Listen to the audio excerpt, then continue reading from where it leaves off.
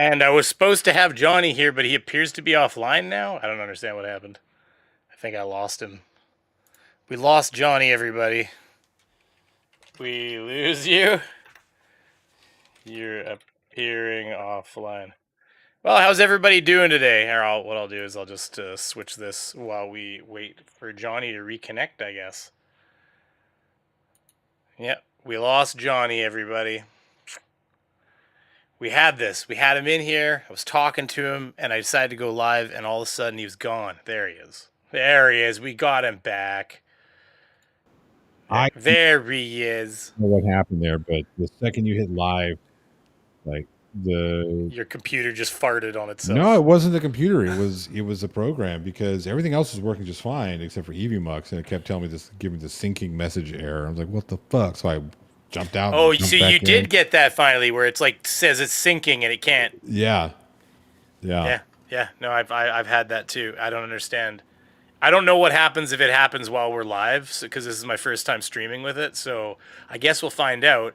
I would assume if I just refresh that maybe it doesn't end the stream, but I mean I have a sinking suspicion that it'll just end it right there. But yeah, how's everybody doing tonight? We're not gonna have a lot of people in the chat tonight. It's been a hot minute since I've been streaming. Yeah. Who the fuck is this guy? Yeah, I know, right? That's a good question. It's still the same hairline though. Look at you got. Yeah. Listen, for everybody who doesn't know, if you're new to the channel, we got two things going on here. We got the iceberg receding; it's breaking away from land. It's gotten worse, and then like there's different ways of looking at it. It's like a Klingon bird of prey. Yeah. See? It's got the wings folding down. Yeah. Or if you turn me upside down, it's the Star Wars Rebels symbol. So I mean, it just depends on what you're. So like, listen, both camps are covered here. We got Star Trek and Star Wars coming together, and having a unified existence here. I'm gonna put the aging cover on. Yep. I've just embraced it. I think I don't like. You've got more hair than me. Just so you know. Well, it just appears that way because of creative combing. We'll just call it that. Well, that's fair. No, I'm kidding. If I transplant the hair off of my back onto my head, I'd be like Fabio. Yeah, I was just about to say Fabio.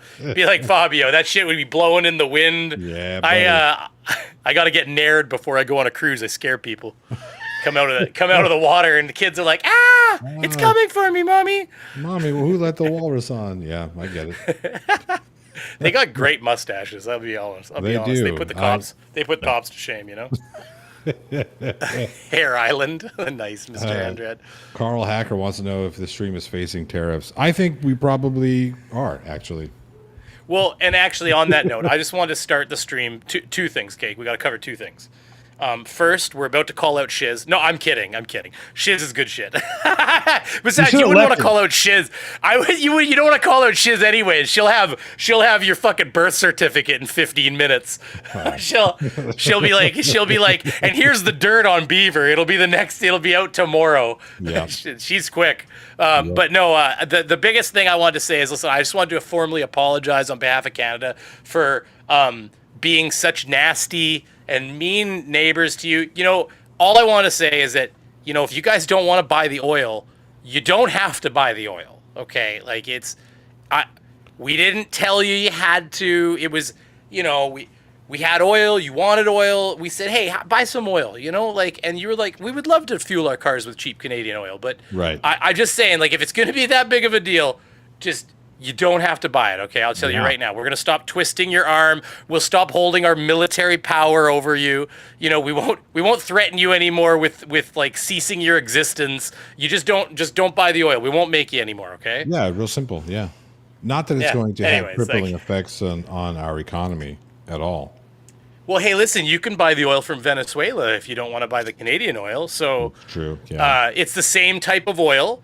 Your refineries are set up to process it, so you don't have to spend $300 billion in infrastructure changes, and you can process Venezuelan oil. And I hear you're going to be getting your aluminum from Russia now, because nothing says efficiency like shipping the aluminum, the same aluminum you were buying from your neighbor over an entire ocean from another country that, but we won't even get into the fact that they talk about the death of America on Russian state media. We'll just pretend that part doesn't exist. Yeah, We'll right. We'll just talk efficiency only. Efficiency Yeah. only. It definitely makes more sense to ship across the Crimean Sea. Fucking Doge hell. knows where we live. So we're doing a new show here. This I don't know if you noticed the intro. Johnny and I are hoping to get together either weekly or bi-weekly, schedules permitting, and we're going to talk about not just Trump. I know that if you go to Johnny's channel right now, you're going to get slammed in the side of the head by a lot of that. Well, But no, I don't it's think not. that that's the overall exact. I don't think your arctic Yeah. purpose is like anti-Trump content or anything. It It's just just so that it's happens that it's everything that's hard to coming out ignore. right, it's impossible to ignore because everything that's coming out right now just so happens to come from one political side more so than the other. And when it's all, look at it's just batshit crazy. Like I wasn't going to do that until like the Elon Musk gaslighting started. Whenever Gets it bad. was, hey, we just watched a guy jump on stage at the inauguration and throw a very famous salute, and everybody's all these fucking sycophants, these Trump sycophants are like, well, he didn't do that. Like, he most certainly did. They start out with a flat out denial. Like, that's not what happened. He didn't throw out, he didn't do it. He didn't do it. It's like, motherfucker, you watched the same shit that I watched. Yes, he did. And you know what? You want to take political nonsense out of it? Let's go back to the countries of origin in Italy and Germany. And they're all like, guys, we did this shit 40, 50 years ago. You don't want to do that. You know what I mean? And then the whole gaslighting. Well, no, he was really. What was happening was he was saying, "My heart goes out to you." It's like, no, the fuck, he wasn't. It's just not happening. Oh well. Then it was the whataboutism. Well, what about when Tim Waltz did it? It's like, okay, cool. Show me the video of Tim Waltz doing it. Do you see how it's not even remotely similar? Oh Oh, yeah, no, but no, 100%. it's just like fuck. Well, and they're taking freeze frames of like every different politicians with their hand out like this. Right. Be But of careful, course they're Rainey. Careful, buddy. yeah, you're right. Actually, I gotta do it a little bit with a bit more emotion, I think. But You gotta, but yeah, they're taking that picture, and then of course it's like, yeah, but if you lead up to it, it's like a little like wave, wave like yeah. this, and then they're like framing one shot, and then being like, well, what about when they did it? It was like, I don't know. Hold on. It was. It's the you've heard Bill Maher or not Bill? Yeah, is it Bill Maher? Yeah, Bill Burr. You've heard Bill Burr talk about that, right? Of course. Where he's like, I zig hailed once. I didn't think. I mean, one time sure it was an accident, but he said the second zig hail. Yeah. Like he's like when you do it twice, it's like goddamn. It's Anyways, I mean, I don't know. Like, you know, Elon Musk does have a bit of autism. You can pretty much see it, and he's addicted to ketamine. So there is I don't know. I guess there is a non-zero chance that he's just that big of an idiot. okay. So here's the thing. Here's where, and see, I heard that shit come up too. Like, well, he's autistic. First and foremost, he's not being officially diagnosed with anything. Do I think that he's Yeah, on the maybe he is. spectrum? Yeah, sure. I'm sure he's on the spectrum. But here's the thing about Shit. that: everybody's on the fucking spectrum. Number one. Number two. Even if he is Rain Man level autistic, and I know that's very ableist of me to say, but even if that still does not excuse the behavior.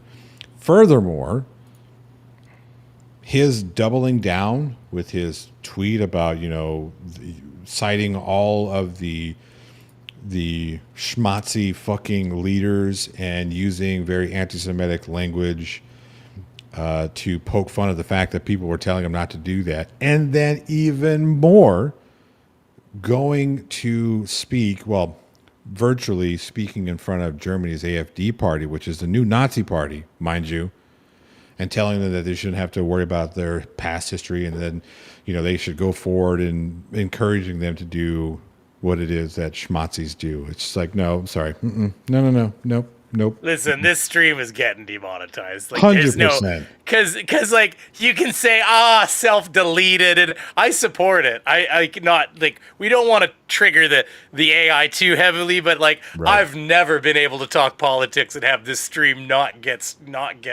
demonetized by at the very least YouTube. Now Yeah. I was going live over on Twitch, but I don't know if that worked. Oh, it did. Apparently, we're live on Twitch too. Oh, We hey, have all of no one watching us though, that's so okay. It's it's a good Twitch is place to weird. be. Twitch is weird Well, for me, Twitch is a man. king. Twitch is different. It's a kingmaker system. So the way it works on Twitch is that the people with the most viewers will continue to get the most viewers because when you go into like YouTube has an algorithmic, it'll actually like reach its tendrils out and try to find people that might be interested in the content, which is why YouTube is arguably a better place to grow as a newer creator.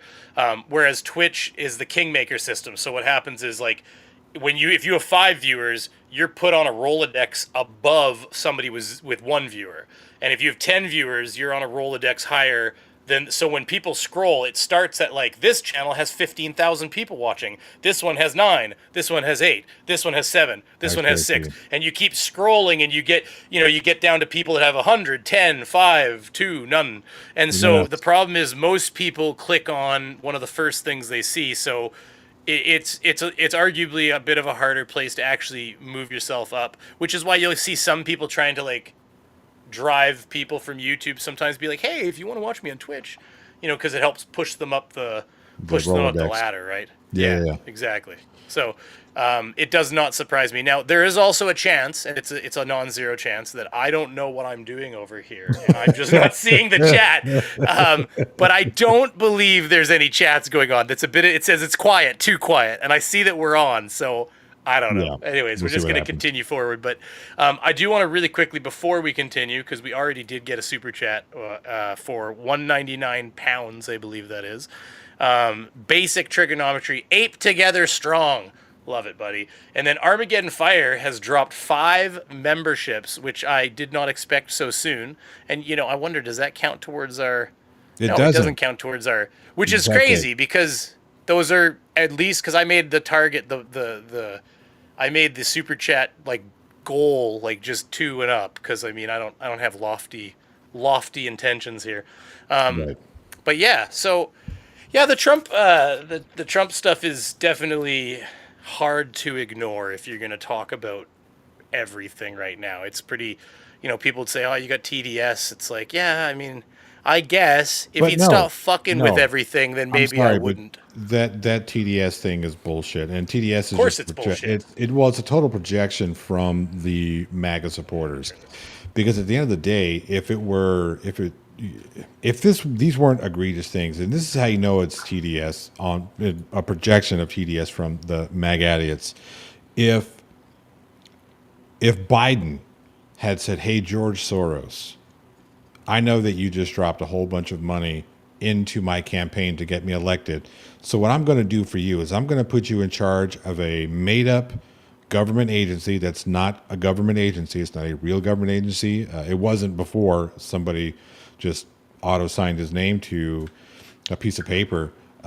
You're not going to be confirmed by Senate or by the House, by Congress. You're not going to go through confirmation hearings in order to go through your background to make sure that you're actually qualified to do the job that I'm going to ask you to do. And I'm going to give you the oversight ability to cut whatever funding you think needs to be cut in order to, quote, save on government waste. Like if Biden or any other Democratic president had done what Trump has done with Elon Musk, these fucking right wingers would lose their fucking minds. Case in Oh yeah. point, case in point, let's take a look at what's currently happening with Pete Hegseth and the Department of Defense, and what happened with Hillary Clinton and the emails.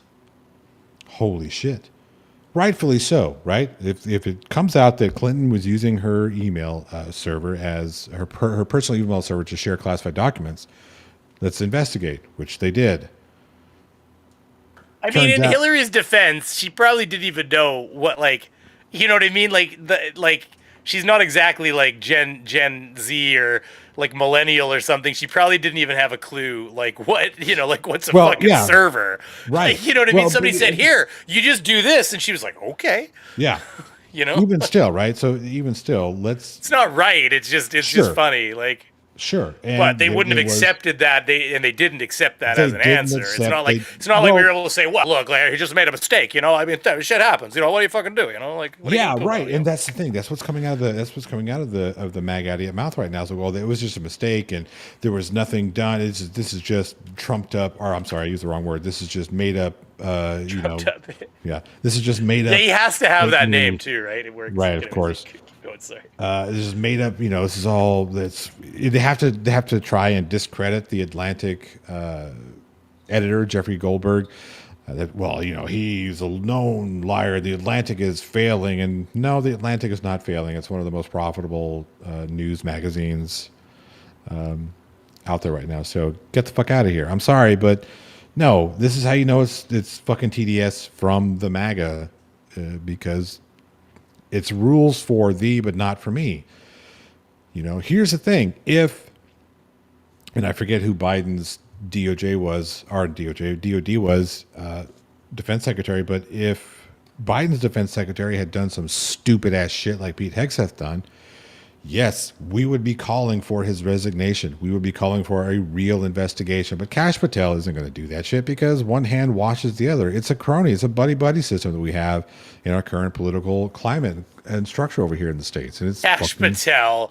It's like, can you find a guy who's like they're talking about DEI hires, and no, that is not a reference to the color of his skin. It's the reference to the fact that he's not qualified for the position he's in. Well, but nobody in his cabinet, in the heads of departments are qualified. None of them. Not a single one of them. Not one. Hillary probably still has troubles opening an encrypted email. That's funny.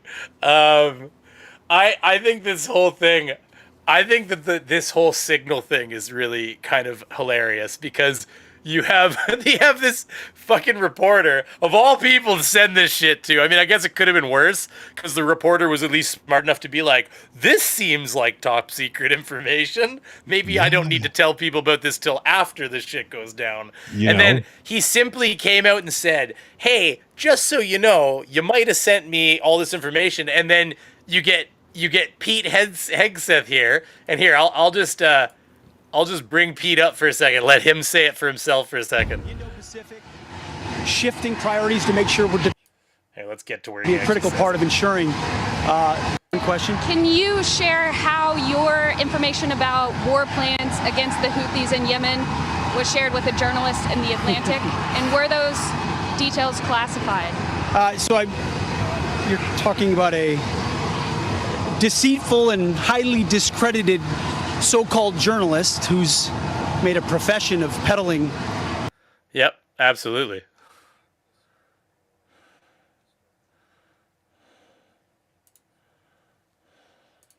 Well, that person who said it is deceitful and blah, blah, blah, and all this nonsense. You have to go into a smear campaign immediately. Try a smear campaign into the person who is reporting, hey, look, I'm just showing you what you fucking did. Then get fucked, man. Come on.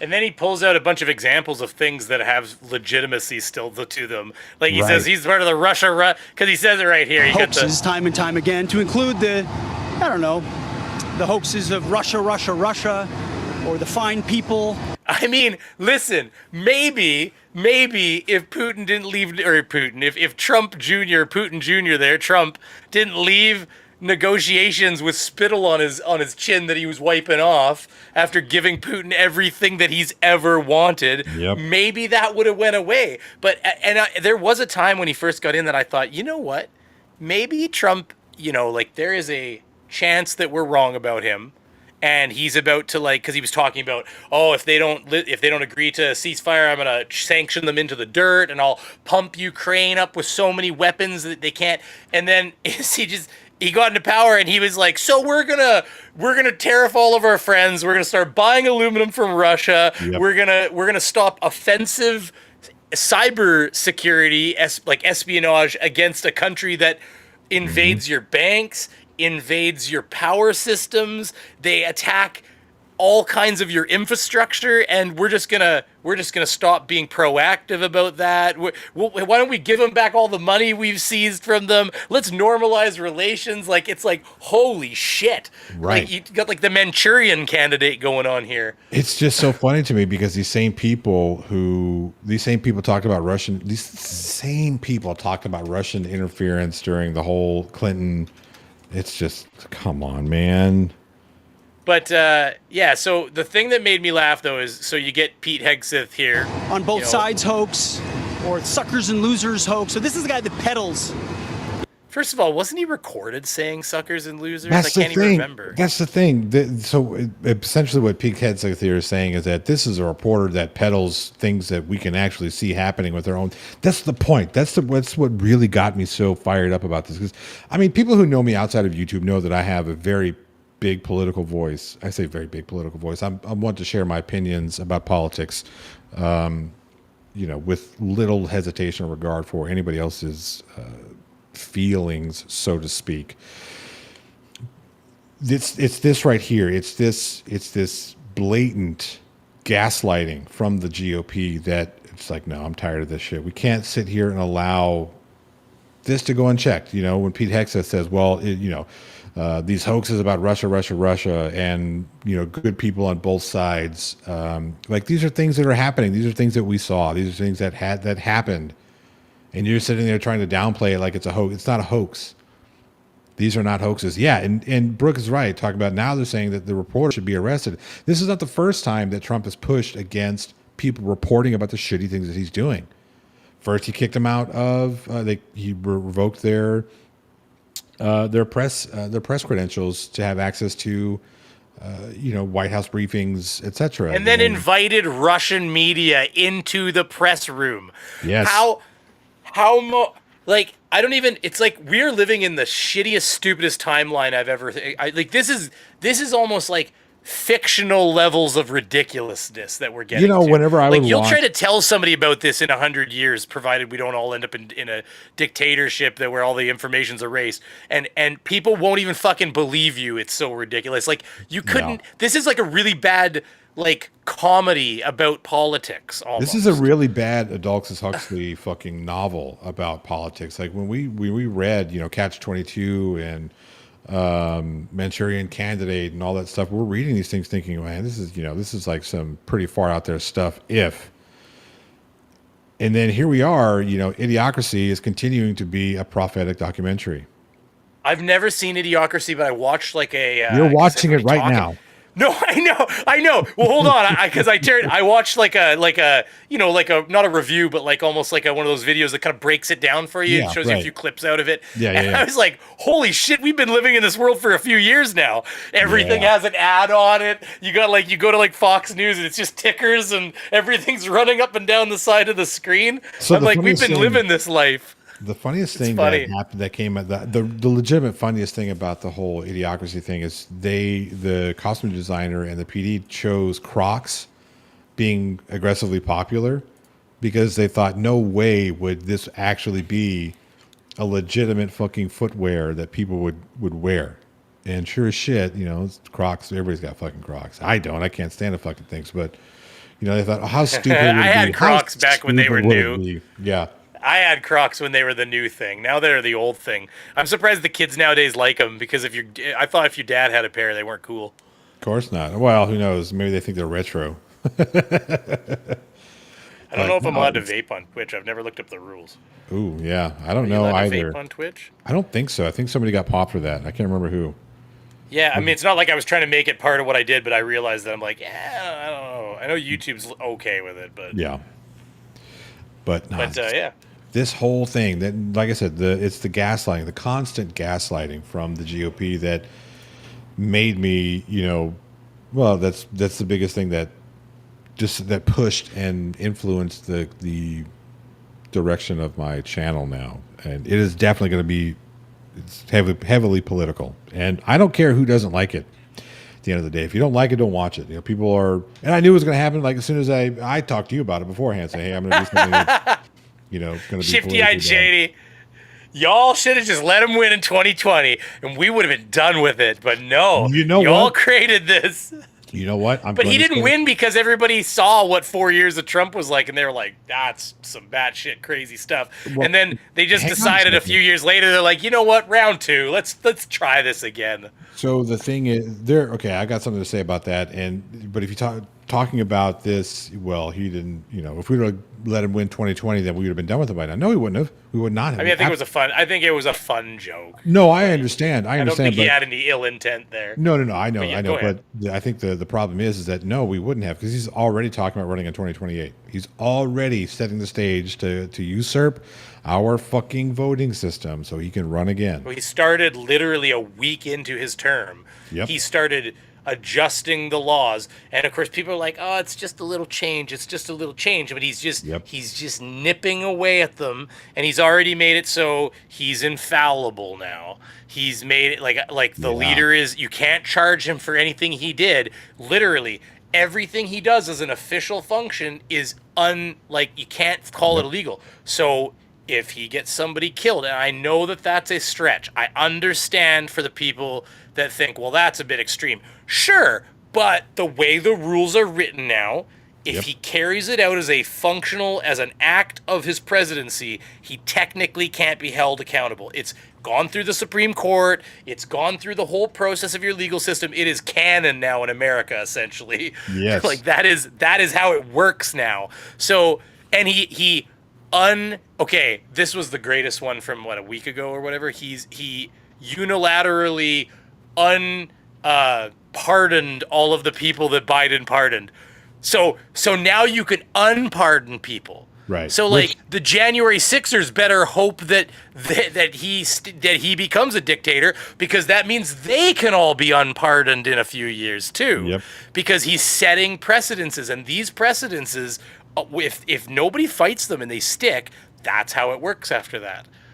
Yeah, so Dr. Nimrod says Mr. Hitler made a lot of small changes enough times and took over legally, 100%. And if you look historically at how Hitler became into power, because a lot of people because again, it was 1927 when he officially became premier of Germany. I could be wrong. It may have been more 30s. I can't remember the exact. Yeah, I mean, I can't remember the exact date. I'm sure somebody in the site chat will be like, "No, Johnny, it was December 4th of blah blah blah blah whatever." 3 p.m. 3 p.m. Greenwich Mean Time, motherfucker. There's a light mist in the air. But if you look at how we did that, it was a little bit here, a little bit there, slowly chipping away at their democracy that they had in Germany before he became a dictator. But if you take a look at what Hitler did and you compare it to what Trump is doing, those fucking lines run so parallel. It's astounding. It is astounding. I mean, Shifty Eyed Shady. I would argue though that you guys have people in El Salvador prisons right now who never got due process. And they're using tattoos as a basis for the fact that they're apparently they're gangbangers. Oh, so yeah. The thing is, I understand and I'm definitely not I don't think he's Hitler. I think that the slope though that leads to that is slipperier than people give it credit for. Right.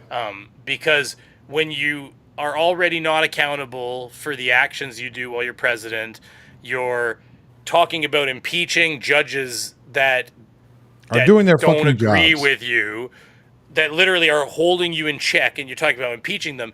Those are all the little steps that lead towards it. And actually, this actually leads us into the video that we had kind of queued on here, to be honest with you. This is actually a perfect segue. Yeah. Do you want to start going through that video there, Yeah, Johnny? I mean, no, that's a good one to start because it's just, yes, Brooke, they did shut him down again. That's the thing. He is doing these things illegally, unconstitutionally, and judges are telling him, your executive actions on immigration, your executive actions on sanctions, your executive actions they are unconstitutional. Stop doing it. And it's great that they're telling him to stop doing it, but what they need to do is actually hold him accountable, actually jail his ass for doing it. Find him in contempt. They can do that. They have the regulatory power to do that. Okay, so before we continue, I was going to do something here, okay? Now, in the future, I might make it $5 donations and over, but I have this Bean Boozled, okay? Oh, Johnny's had experience with this. I know because this is his reaction. Okay, so the idea behind this Bean Boozled, for people who don't know, is that you go like this, and then you go like this, and 2 beans come to the top. Now you're supposed to play it with other people, but we're gonna play it alone here. But so here's what happens. Okay, so in this bean, these are jelly bellies. Okay, or they're the jelly bellies. Yeah. Okay, but so Jelly Belly has some wonderful flavors like buttered popcorn, and actually coincidentally these both are the same whatever it is came up. So one of them's probably horrible. So They're both probably the thing horrible. is that's been my experience. So I might need a drink of water in a minute. But so here's the idea behind this. Okay, so the colors are identical. There is no way to tell what you're getting before you get it. But there is 2 of whatever colors are in here. There's 2 of each one. Okay, now I'll give you a juxtapose of what you could get. So there's I thought it would be 50-50 chance, but I have a suspicion that it's not 50-50 in this thing. So you have coconut, like a nice white one, be a nice coconut, or it's possibly spoiled milk. And when I say like it tastes like what it says it tastes like, it really does. Like I don't know how they did it, but like I haven't done certain things, but the one that like supposed to taste like vomit, like it tastes like vomit. I was like, yeah, that's what it tastes like when you throw up in your mouth for sure. Like for instance, the brown one, chocolate pudding, delicious. Yeah. Canned dog food. So there's a I will. zero chance that it's canned dog food. I will extend them a bit of thanks for making it canned dog food and not a different brown substance, based on the fact that they had no problem using vomit. Well, they've got stinky socks. And by the way, I got one that was going to be juicy pear or booger. I'm positive it was booger. And the reason is it was salty. It was fucking salty. As soon as I got the salt, I was like, bleh. So because I got it, I'll do 1 for the donation. Actually, I'll do 2 for the donation because it's $25, and I'll do 1 for the $2, the 2-pound donation. Okay, so I've just pulled it up. There's 2 options here. I'm going to say one thing to Shifty Eyes Shady. He says, except he didn't do anything like that. What did he do that was Hitler-like? Oh, well, we're about to get into it. Yes, we're about to get into it. It's not just Hitler. It's Mussolini. It's every strong man that's ever existed, basically. Yes, it's the fact that his pathway mirrors the pathway. And I respect your opinion, Shifty Eyes Shady, and I actually appreciate you being here and having the conversation with us. But I think all I'll say is, if you're going to have the conversation, you better come fucking honest, right? You want to present evidence against? Great, let's do that. But don't sit there and tell me that if it fucking looks like a duck, quacks like a duck, sings like a duck, walks like a duck, that it's not a fucking duck. Okay. And I'm not saying, and like again, I don't think that we're not there yet. He's talking about conquering his neighbors. I don't know how many checks do we have to go through here before he seems like a dictator. I mean, it's all the things that dictators do. When was the last time you saw Kim Jong-un talking about living peacefully with his neighbor? The fact that he fucking said he wanted to be a dictator. So I got to do this real quick for the donations. Okay, so I've got 3 came up. So there is. Okay, what are the flavors we're looking at? So it's either lime or lawn clippings. The other one looks like it's either buttered popcorn. Oh no, that one must be caramel corn. There's a bit of. So I think this one's either caramel corn or moldy cheese, and this one is the dog food or canned dog food or chocolate pudding. So in the chat, which one do I start with? I'm gonna do at least 2 of these. Let's put it this way right now. Start with the brown one. You gonna go with brown? What do you guys think in the chat? You guys think the brown one? I think the brown one's the way. Brown all the way. 10 seconds. 10 seconds to get some. Just type it in like a flurry. Brown, green, or yellow. Just pick knowing what these are, all those options sound terrible. Well, not if I get lime, caramel corn, and chocolate pudding. You don't have any faith. None whatsoever. I don't see a single person typing in the chat, so I'm gonna have to pick one in a second here. Brown one. Am I wrong? What's happened? They've all given up on me. We've got green. Oh, here we go. Yellow. It's late. Yeah. Green, moldy cheese, so yellow.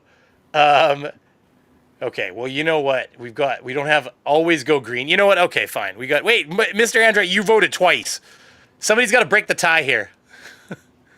We got to get one more vote in, guys. What color? Well. So far, I don't know. I'm going to accept Mr. Andret's double vote then. Okay, green, yellow. Oh, shit. Green. Well, whatever. Here, we're going to start with green. Okay, so we got green. So I will...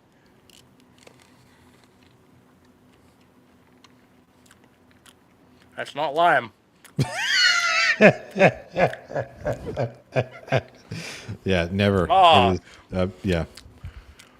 I mean, I'll give you this, okay? Lawn clippings doesn't taste bad. It just doesn't taste good. No, I mean, it's like I'm a child, mowing the lawn with my teeth open. You can taste the earthiness, Yeah. But the next two options suck. So, since I got yellow votes, we're gonna do yellow next. Oh no. Yeah, I'm pretty sure either that or it's between rotten egg and buttered popcorn. All of these suck. You can't smell it. Oh, here it comes. Yep.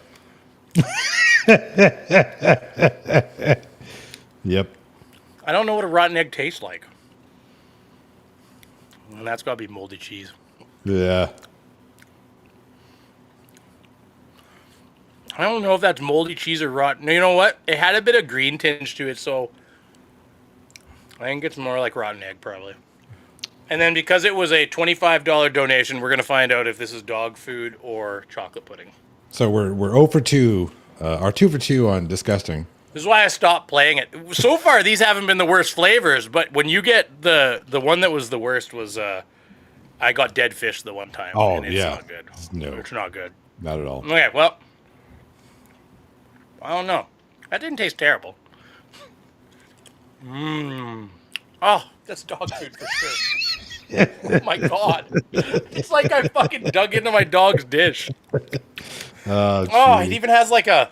Yeah. Like a twinge of... I would imagine that's what it tan. tastes like to eat dog food. Yeah. All right. Okay, so let's move into the video that we've been talking about here. Yep. Let me bring this up here. 3 for 3. I told you there's literal no chance of you getting a not disgusting one. I believe this because I've had them in the past, and I was having bad luck. And I feel like they've just screwed us all. Where am I looking for here? It is popular. Nope, that's not the one. History professor. All right. So I'll let her introduce herself, but this is a video that has a lot of segments to it. We might not end up finishing it. We could come back to finish it tomorrow, or not tomorrow, but like next stream. Right.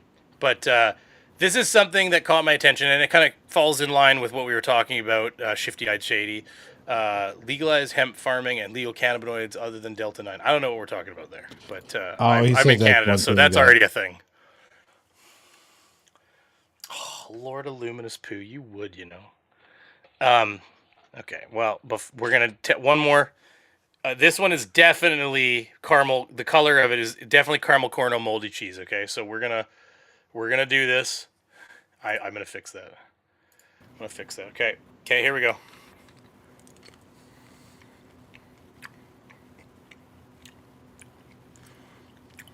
Yep, that's 4 out of pretty 4. bad.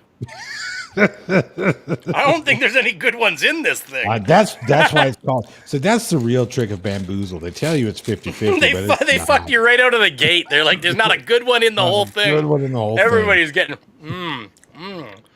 moldy cheese is wonderful. Yuck. Anyway, so this video, she's a history professor. I'm gonna let her introduce herself for a quick second here, and we're gonna go from there. I'm Professor Ruth Ben-Ghiat. I study authoritarianism. Let's answer some questions from the internet. This is Tech Support Dictators. All right, so this is a show. She goes through internet questions, and she actually, the reason it caught my attention is what she doesn't do is actually compare these examples to Trump. We're gonna do that. Yes, but 100%. she doesn't actually. She just answers now. I mean, kind of. There's a vein of it, but what I'm trying to get at is this isn't like, I mean, let's face it. What's the point of this video? It's very well timed, if not like pertinent to the subject matter. I'm not trying to make a claim like it's not. What did Lord of the News say? The bass, the rock, the mic, the treble. I like my coffee black, just like my metal. Very nice. I love the message. I love it.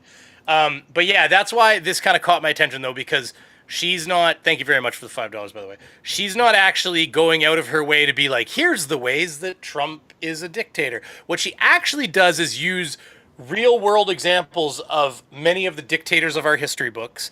And what you'll notice is that there's a theme, and the theme is that every one of these things Trump has done, except for the no shirt thing, because Trump. Or do we have shots of Trump with no shirt? No, that's the only one he hasn't done. It's the only one he hasn't done. That's the only one, because those titties would be flopping. But so wait, did I already get banned on Twitch? What happened? Probably. You never know. That's why some Basically, people don't with stream an there. all-powerful dictator at its head, meaning no more separation of powers, no independent I judiciary. think we skipped the question. Yeah, I think we skipped the question. WTF is What the heck is fascism? fascism. Fascism is a one-party state, classically, with an all-powerful dictator at its head, meaning no more separation of powers, no independent judiciary. Mussolini in the 1920s coined the term fascism. He also said everything in the state, nothing outside the state. So the state reaches into areas. Yep. The essentially not being able to be checked by the legislative branch, for instance, no judicial authority over, like the judicial authority being centralized, meaning with the dictator himself. We're starting to see that from, Mr. Trump when he talks about these judges who rule against me should be impeached. We need to get rid of them because they're ruling against me. Yeah. Well, and of course, more of a centralization too is like the things of like, kicking. It's all of it. It's like kicking out the reporters that don't report positively about you, inviting in the reporters that do report positively about you. It's not. I mean, shit, they're already even not listening to the judiciary when they say don't do that, and they're like, oh yeah, don't do that, do that. Like they're just doing what they do behind and just move fast enough, and they can't stop us. Right, and the idea at first was, well, we were deferring to the written order, which supersedes the spoken order, but even though the spoken order happened afterwards, but because it wasn't the written order supersedes that. Like, no, it's not how this works. But anyways, we're gonna keep this rolling. So areas that in democracies the state has no place. There's no more trade unions except the state unions. Employers and employees were in the same union, and that tells you what kind of union it was. Fascism is also classically expansionist, the conquest of territory, imperial. we're gonna take over you. We're gonna we want the minerals from Ukraine. We're gonna take over Canada. It should be our 51st state. We're gonna try. Hey, Greenland will be ours, one way or another. And I'm using his words, one way or another. I think we'll get it. Panama Canal. They're being really unfair to us. It's made by Americans. I mean, it was expanded by Panamanians. I don't know if that's what they're called. Somebody correct me. Sounds like Tasmanian. I just think of like they're all spinning into work. Like fucking little tornadoes coming in. Anyways, but yeah, that's Realism is intrinsic to fascism. There is no sense of fascism without violence. Fascists truly believe, whether it's Hitler or Francisco Franco in Spain or Mussolini, that violence is the way you change the world. They declare one category of person as an enemy, could be a racial enemy, as in Nazi Germany. It could They're coming to take your jobs. They're committing crimes. The crime is out of hand. The Venezuelan gangs. Tren de Daragua. They're and even when you get Marjorie Taylor Greene being asked a question, just like today, or yesterday or whatever, and it's like being asked a question like, what about, we don't care what you think, British person. Don't you have rapists in your country? What about all the women getting raped? They talk about Germany and they talk about all these countries and all the immigrants that are coming in to rape their women. And, every country has problems. And Right. I'm not going to say that inviting, and I'm definitely not going to say that people should come in legally. I mean, that's the thing where it's hard to argue against. And here's the thing. Illegally enter your country. So Here's the I'm not thing. going to make that argument. Here's the thing, though. If they were simply going after those people who came in here illegally, okay, you might have an argument, but they're not. They're going after anybody who speaks out against the message of, pro-Jerusalem, pro-Trump. Hell, even some of the ones that are, quote, pro-Trump. That fucking guy in Florida had his Peruvian wife who entered legally into this country. And because there was a lapse in her paperwork, which she was actively working on, They picked her up on the way back from holiday from Puerto Rico, which is a fucking United States territory. So she was essentially coming from the United States to the United States. But because of some weird fucking travel rule that's considered international travel, they checked her fucking visa, saw that she overstayed, and they deported her ass. Now they're separated. She was doing the things that she was supposed to do. God forbid you be a citizen who are a permanent resident who has the same rights according to the judges, according to the Supreme Court rulings, have the same rights as citizens, as American citizens, talking about constitutionally protected rights. God forbid you say, I don't like the response that my university is giving to people who participate in pro-Palestine rallies or protests. They fucking just rolled up on that lady, didn't announce who they were. I mean, I don't know if you saw this video. Did you see this one? I did see that recently. She just got arrested, and then even people nearby, they're like, is this a kidnapping? They're like, we're the police. And the guy's like, well, you don't look like the police. Why are you wearing masks? Right. Like, it looked like a straight up like, fucking kidnapping. That's and what happened in it Germany is people started showing up they started having people arrested on the street. Show me your papers. You said Show me your said papers. the wrong thing, and we're going to just arrest you, right? Show me your papers. At least they're eating the dogs and the cats got turned into a banger EDM song. I mean, it wasn't pretty. You heard that, right? They're eating the dogs. Yeah. They're eating the cats, like to techno. Hey, Shifty Eyes Shady's right. I agree. That was pretty. I remember playing it for my wife because I thought it was hilarious. That was before he won. It got less funny. Yeah. But yeah, we're gonna keep rolling here. Keep rolling. But I love this. We're doing good. I like it.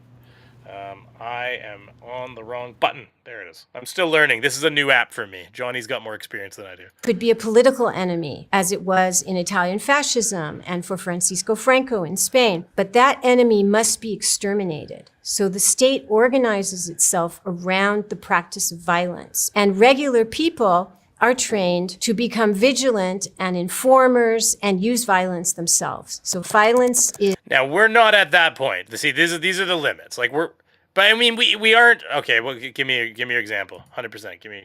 Talk about the people who were complaining about intimidation at the polls during the last election. The poll watchers, because we had this bullshit Oh, yeah, no, I remember that. Yeah, we had this bullshit They were notion. people standing outside the polls with their machine guns going, hey, it's a right to carry area. Right. And it's the same thing Russia did when they did their referendum in the west, in the east side of Ukraine. Yep. The areas that got annexed by Russia. They went door to door with guys in masks with machine guns. And now those guys weren't in masks, but it's the same idea. They went with machine guns and they're like, hey, vote and everything. And it was like, I mean, they didn't tell them they would kill them if they voted wrong, but it was like, and maybe they wouldn't. I'm not going to go there. I'm just saying that, like, the idea of showing up with weapons and being like, vote, it's like, oh, okay. Not to mention, you can see the footage that same day that they did that vote. You can see this Ukrainian woman holding up the ballots. Yes, yes, yes. And the two big boxes, yes and no, are completely blank. Yeah. And they're holding up blank votes and saying they're all yes pile. You can see them. It's like, guys, you didn't think to just put an X in the box first? You couldn't have gone the whole way. Just be like, they didn't even try. They're like, this was a legitimate vote. All of those empty boxes meant yes. Yes, yeah, right. But Trump's team is already saying that was a legitimate referendum, that Russia owns those areas now, even though it was a fake vote. Doesn't get much more fake than holding up the ballots and showing nothing in the boxes. Right. Yeah, but no, we're talking like 100 of them, guys. There was nothing in them. They were all apparently yeses. We were 100% talking about them using intimidation and violence, right? Hell, look at what happened January 6th. If that's not an indication of violence, we're storming the Capitol. We're committing insurrection against the country. 100%.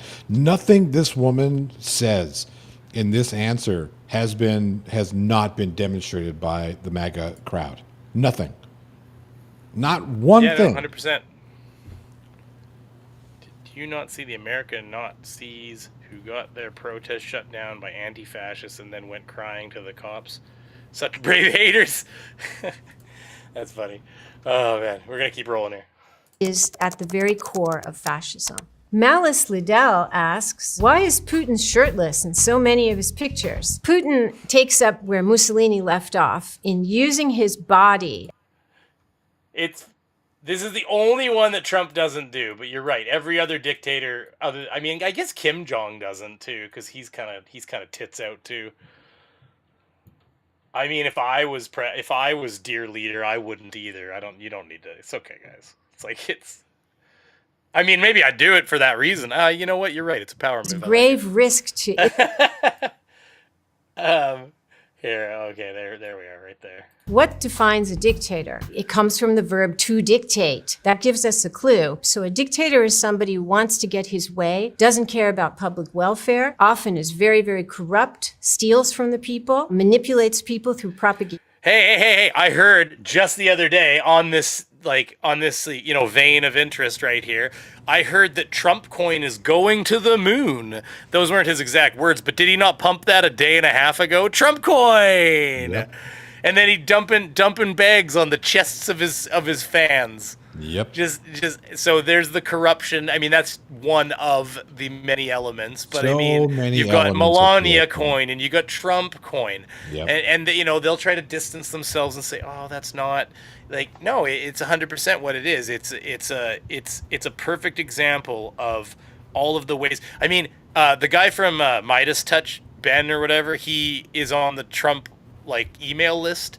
He shows them every other day. They get an email at least once a week where it's Elon just mentioned your name. Click here to find out more, or click here to get invited. And then it's a thing to we need your donations now. Send us money.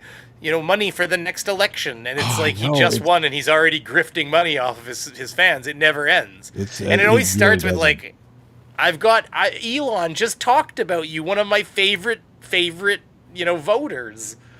And of course, that really only works on boomers, hard boomers. Yeah.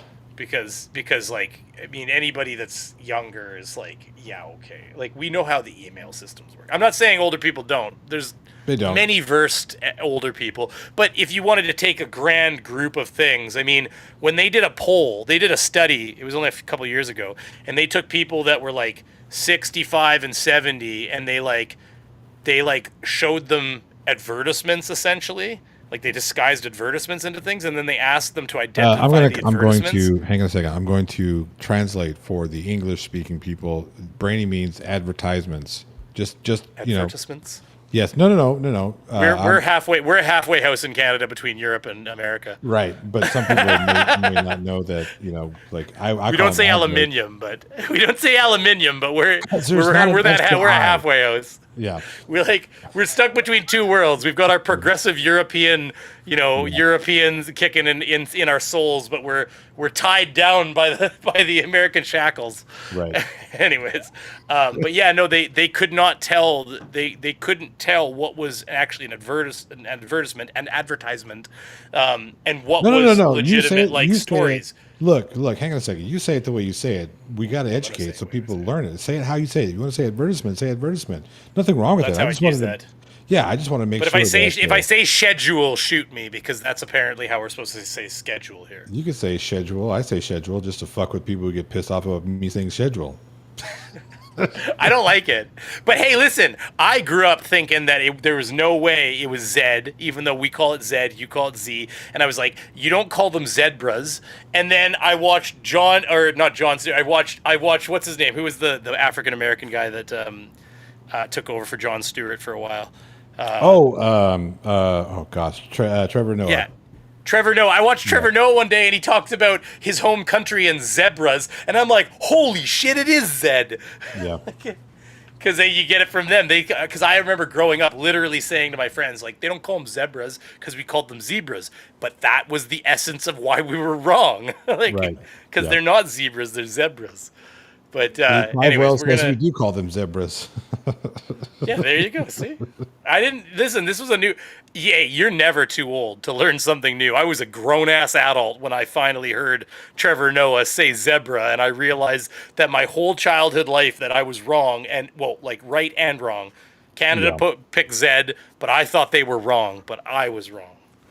So See. Trevor Noah. Trevor Noah. propaganda. Yeah, anyway, They so don't good agree with stuff. the separation of powers, so the executive power becomes overwhelming in a dictatorship. A dictator is a leader who wants absolute power, someone who does not want his authority to be checked by any institution. And so he proceeds to take those institutions apart, to void them of all people who are not loyalists, to create Oh God, who does that sound like?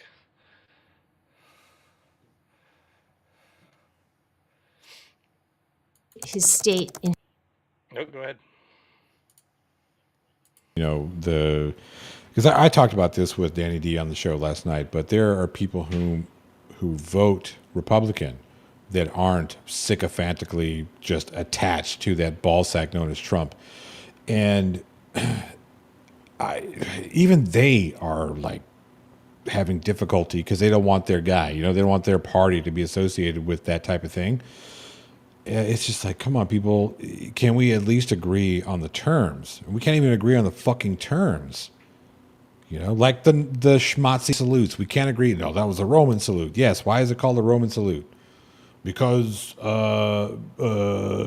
how Because spin feels good, baby. Oh, Because man. spin feels good. It's like these guys. Everybody on the right went to spin class every single day for their lives, and they just spin, and it's not even good spin. Like that stupid Caroline Leavitt.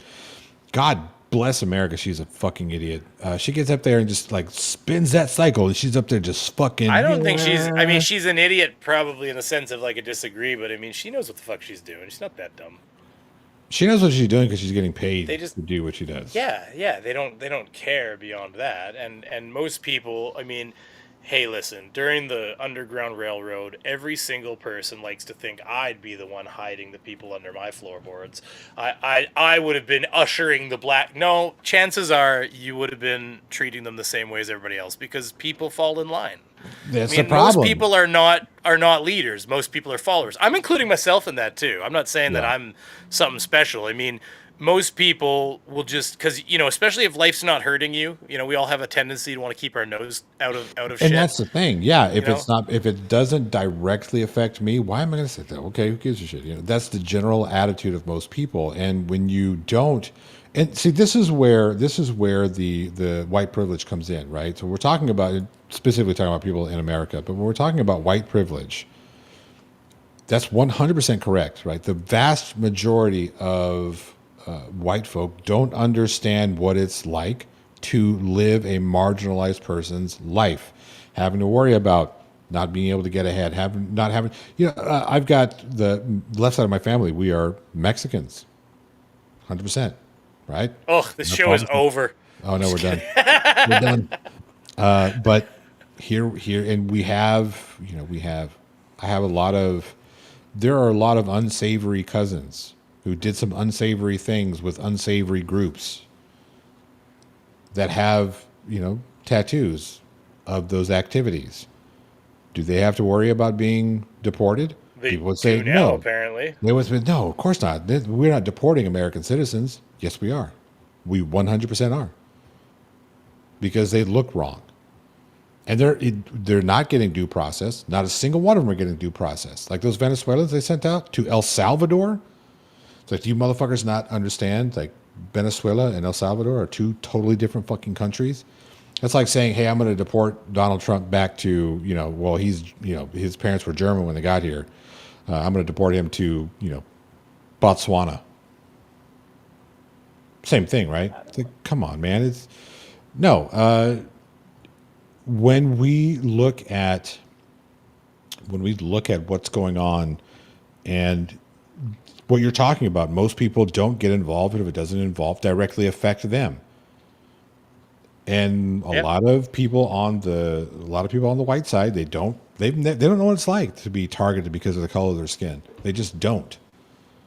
It's not something that is a part of the very foundation of being with I remember my father telling me all the time before we would go out to visit, look, there are certain places that we are just not allowed to go. It's not safe for us to go there. Okay. I remember visiting when my youngest brother, he couldn't have been more than 3 because he was tiny. And my grandfather looked very Mexican, right? Very native Mexican. And my youngest brother got the complexion of a sheet of paper, very white, blonde-headed and blue-eyed, right? And my grandfather was walking down the street carrying my younger brother. And he was stopped by the police and asked where he found that baby. And my grandfather was like, this is my grandson. This is my grandson. My father, who's a light-skinned Mexican, came running up and said, no, that's my son. This is my father. It was not as simple as, here we go. No, when was the last time things like this irritate me, and I get a little flustered at times, but Yeah, we're going to keep rolling. Yep. In his own image and make everything be about him. At Angel Uma 5 asks, dictatorship, authoritarianism, autocracy, are the three forms of governance really different? Authoritarianism is a political system that often is dictatorship. You can have civilian dictatorships like the fascist dictatorships. You can have military dictatorships. Nowadays, some of the authoritarian leaders don't correspond to the one-party dictators of earlier times, like Mao or Hitler or Stalin. Autocracy is another name for the political system of authoritarianism. We have democracies where you have voting rights and the will of the people translates into the leadership, and autocracies where the leader does their best to stay in power no matter what the people think. Kozlowski from Reddit asks, I'm just breaking it up with a little bit of chatter. Obviously, I don't think you can add much to what she said there. how do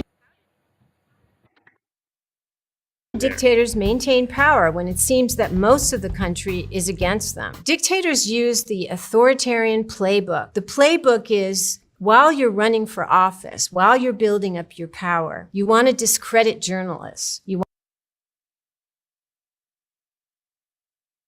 She's saying here, and think about what she's saying in relation to what's going on right now, specifically what's going on right now with the whole Pete Hegseth fuck up, because this is extremely important, what she's about to say.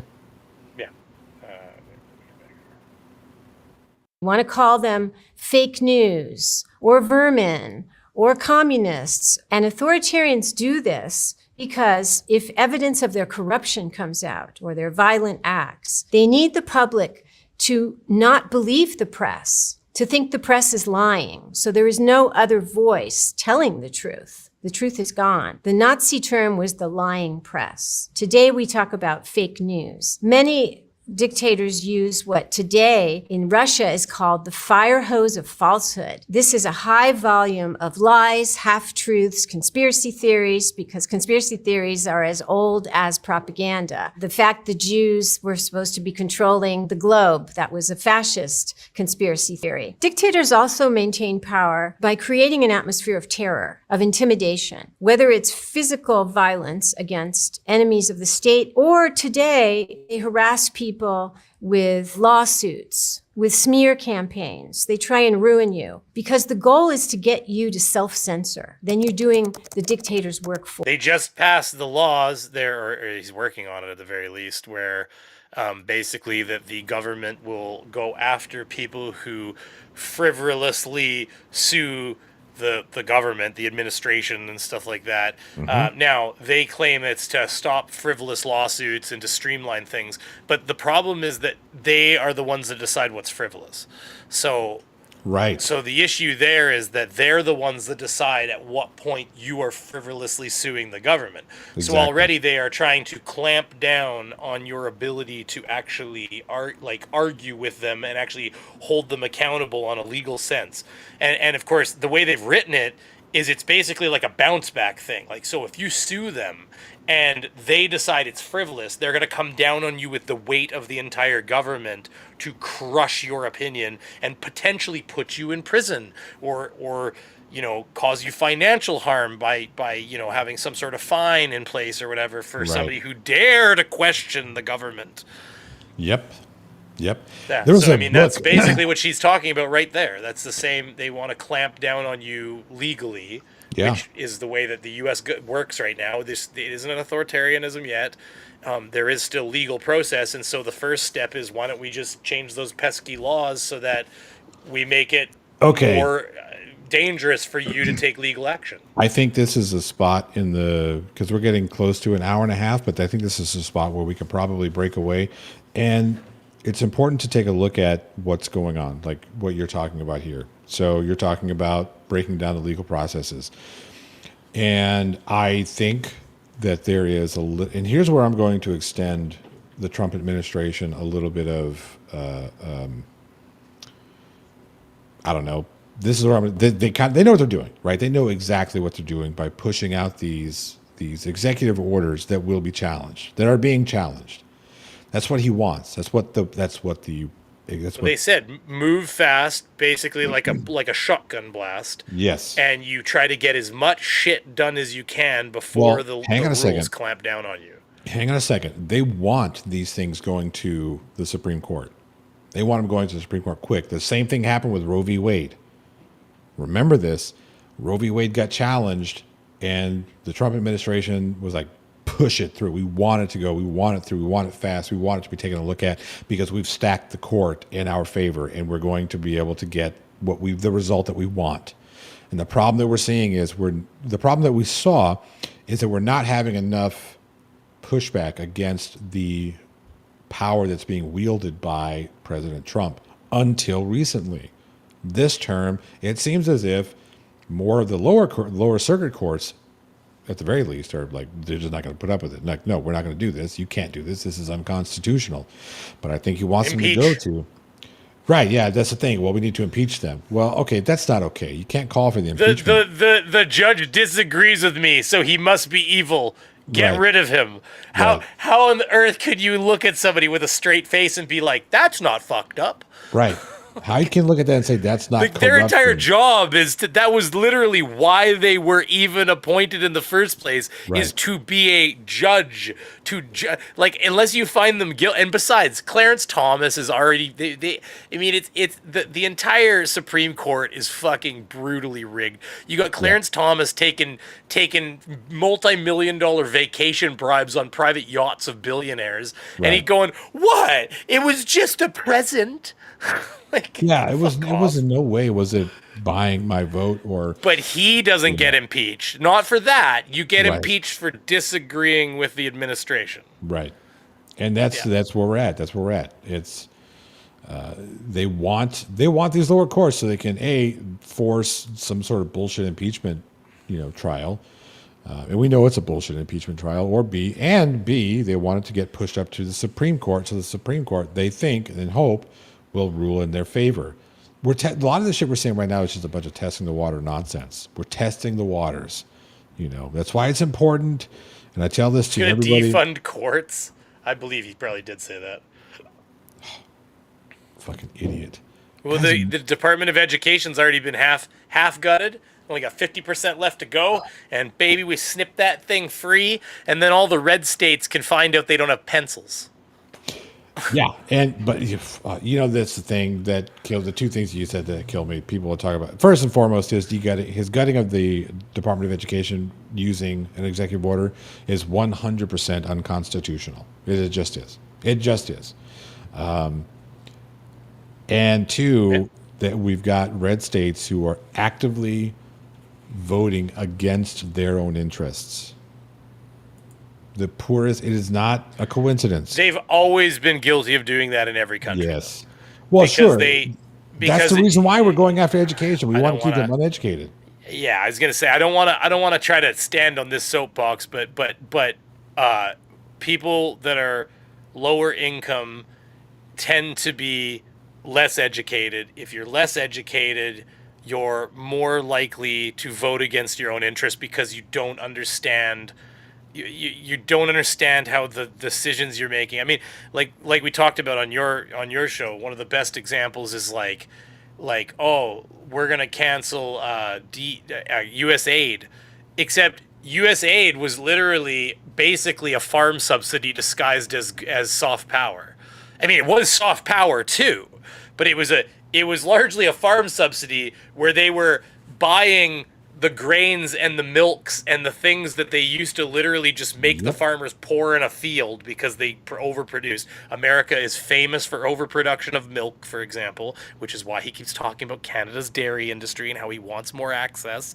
The problem is, just like your country, we have rules that stop other countries from dumping their products into our market. So that 250% tariff on dairy that he talks about, Canada, the evil Canadians, the 250%. A lot of people. He upped it to 270 the other day, by the way. And here's the funny thing, right? But hold on, I want to finish. I just want to say, like, the 250% tariff is there, but it's there for milk exports into Canada that are beyond the agreed upon levels during the USMCA negotiations. And the reason that we have to have a level is because America has massive corporations that could literally just flood our market with American milk and then drive all of the Canadian dairy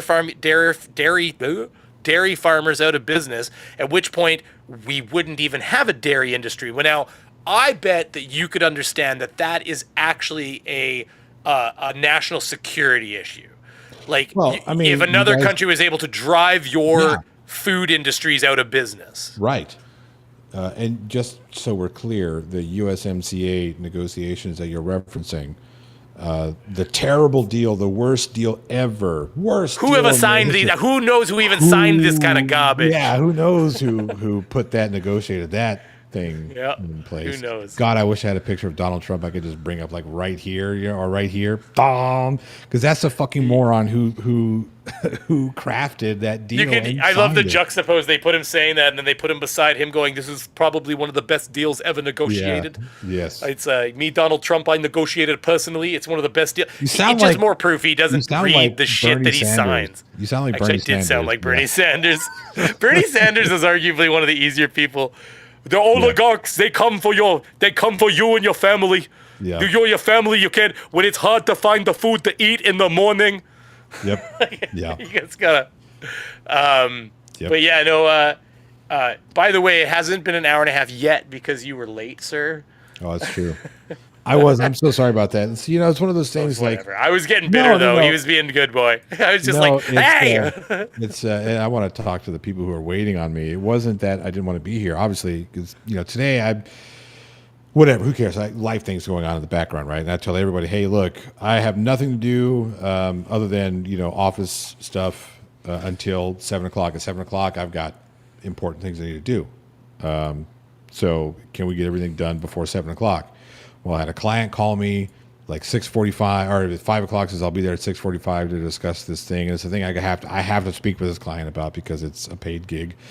And then my grocery order is still not here. Was supposed to be here well before, but I was like, "What the fuck is going on?" They were like, "Oh man, I don't know what's happening. It's going to be delayed 2 hours." And here we are, Being delivered by one of those fucking robots Probably. you see in LA. And then you get the guys like riding them down the road, and it's They're like not delivering just in- somebody's like ice cream or something. They're not just in LA anymore. I was at SMU a couple weeks ago, and there's a restaurant there that uses little robots to deliver the food. Oh, really? Yeah, I was like, "Well, this is fucking wild, man." I remember watching this on like Demolition Man, thinking, "Fuck, no way!" And here we are. Jesus Christ, this shit's fucking wild. Yeah, no. So it was like everything, and it was smooth. I had, nothing. Right? I woke up a little late today. I say woke up. I got out of bed a little late today. Went, got a haircut and all that stuff, and even that was the thing. Like when I went to go get my haircut, they deleted my appointment. Something happened with their computer systems. They checked me in. They deleted my appointment. They're like, "Oh, what are you doing?" I was like, "I'm fucking waiting to get a haircut. What's up?" "Oh, my bad. We deleted your appointment. We had computers and blah blah blah." So all that shit was happening. It's just like calamity after calamity led up to the shoving everything at the very end right before I got on here, and then I was wrapping up with a client about this project, and that's why I was late. I apologize. I don't have bamboozled beans to eat, or I would eat one. I unfortunately do still, and you know what? It's gonna be a new thing. I'm gonna eat one. We're gonna finish. I've had this for years. They're starting to get like a hard candy shell. So it's gonna be time to try to defeat it, and we're gonna defeat it using these streams. I don't know that I'm gonna bring up some of the other. The only thing I was gonna go back to, I guess, before we leave is I don't know. Did you see Jeff? Is it Jeff Portnoy? Dave Portnoy. Dave Portnoy's opinion of this signal scandal. Which, by the way, I'm not gonna report on it because I don't know enough about it. But apparently, it got worse today. Oh, it got worse. So here's the thing: they were able to like detect everybody's social medias and get their entire like engineer their fucking family trees and shit. Oh man, it is so bad. This whole thing is so fucking bad, and we knew it was going to be, right? Because we were talking about that earlier, talking about Pete Heck said no, there were no plans, no war plans were ever released, and then you got the guy from the Atlantic, Goldberg's like, yes, they were. Here's the text messages that I wasn't going to release, but you kept fucking pulling my card, so I made. That's sure to right. That we never got to that. That's what I love the most. Is that's why I was showing Pete's Hegseth. He's like, fuck this guy. It's all a scam. He's a big liar. Guy makes up shit, and they're like, well, I wasn't going to post this, but here you go. Everything but the CIA agent's name, which you also sent me. Yes. Like the undercover CIA agent that you sent me. I'll delete that to save her fucking life. Or his. Like no shit. Yeah. I think it said her, but maybe they're using that that could be 4D chess, that part. Sure, yeah. But at the end of the day, it's like, look, and here's the thing. Goldberg. It is the Middle East. You know what? You're right. It has to be a him. Otherwise, I'm joking when I say this. Otherwise, she's in a burqa with, her eyes poking out. That might have been culturally insensitive, but I forgive myself. I forgive myself for the joke, anyways. You've got Goldberg, who has at least a little bit of scruples. Now, I guarantee you, Goldberg spoke with legal department at Atlantic to find out what he could and couldn't release. I guarantee that happened because he's not an idiot. Yeah, it's whiskey leaks, and that's a funny thing because Trump asked Hegseth, "Have you been drinking?" And dude, you know the answer is yes.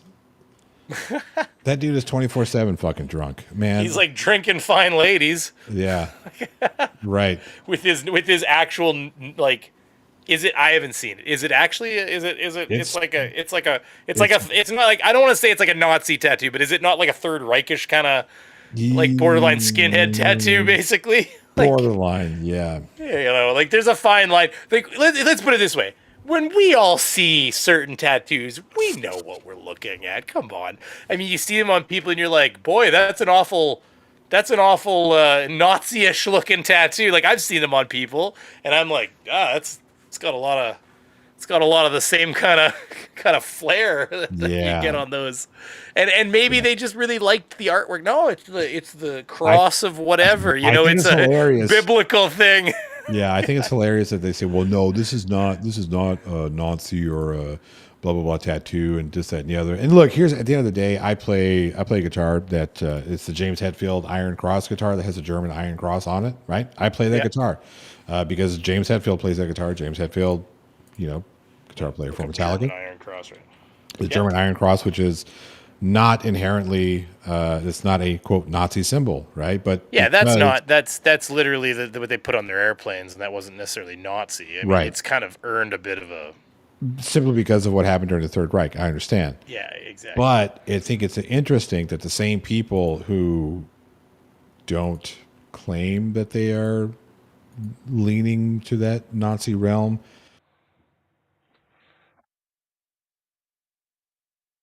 Well, and isn't it almost kind of like showing your colors without actually just blatantly putting it? Like, I mean, like I think like a swastika would be a little too on the nose. Hey, but wait. Yeah. Actually, did you ever hear about that? Did you ever hear about the U.S. naval building that was designed? And it was only after they built the whole... You know what I'm talking about? Yep. Holy shit, that's the funniest thing. So whoever doesn't know what we're talking about right now, there was a building that... I'm going to take this off the screen just for a second so I can look for it for a second here. There was a building that they built, a U.S. Naval Academy. I can't remember where it was. And they architected this really beautiful building as a nice new naval academy or whatever it was until somebody looked at it from the sky and went, boy, that's a swastika. Yeah. And they had to cut entire wings of the building off and they redid parts of the building so that it wasn't 100% a swastika. Right. I have to look that up. So, I mean, accidents happen, right? Yeah, but is it an accident? I don't know. Well, this was. I feel like this was. I don't. I mean, it's kind of like when you watch How I Met Your Mother, and You think they're like the people at Disney, or they're hiding dicks in the background on the case or something? Like, is that what you think he was basically like putting it like, I'll make the building a swastika, nobody will ever notice? Here's the thing: architects generally design an entire building, from concept to creation, and you can't tell me. I mean, it's hard to believe. Okay, well, I'm looking at it right now. Like it's really hard to believe that the guy designing that didn't know what he was building. Like, can you imagine presenting your boss with this and looking at him with a straight face and being like, I don't know where I've ever seen this symbol. First of all, by the way, who the fuck does, like, is it just me or is that thing not straight?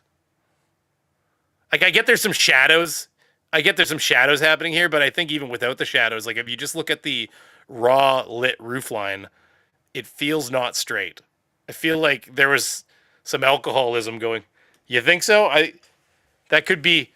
Is this an American ingenuity? I'm kidding. He's like, holy shit, canceled already, eh? Just so everybody knows, I like to joke. I still have lots of faith in America, and I'm ready for everybody to be friends again. And I don't think that Americans are horrible people, but I do think that right now there is some crazy shit happening, and I'm ready to scoop eyeballs out if I have to over this 51st state bullshit.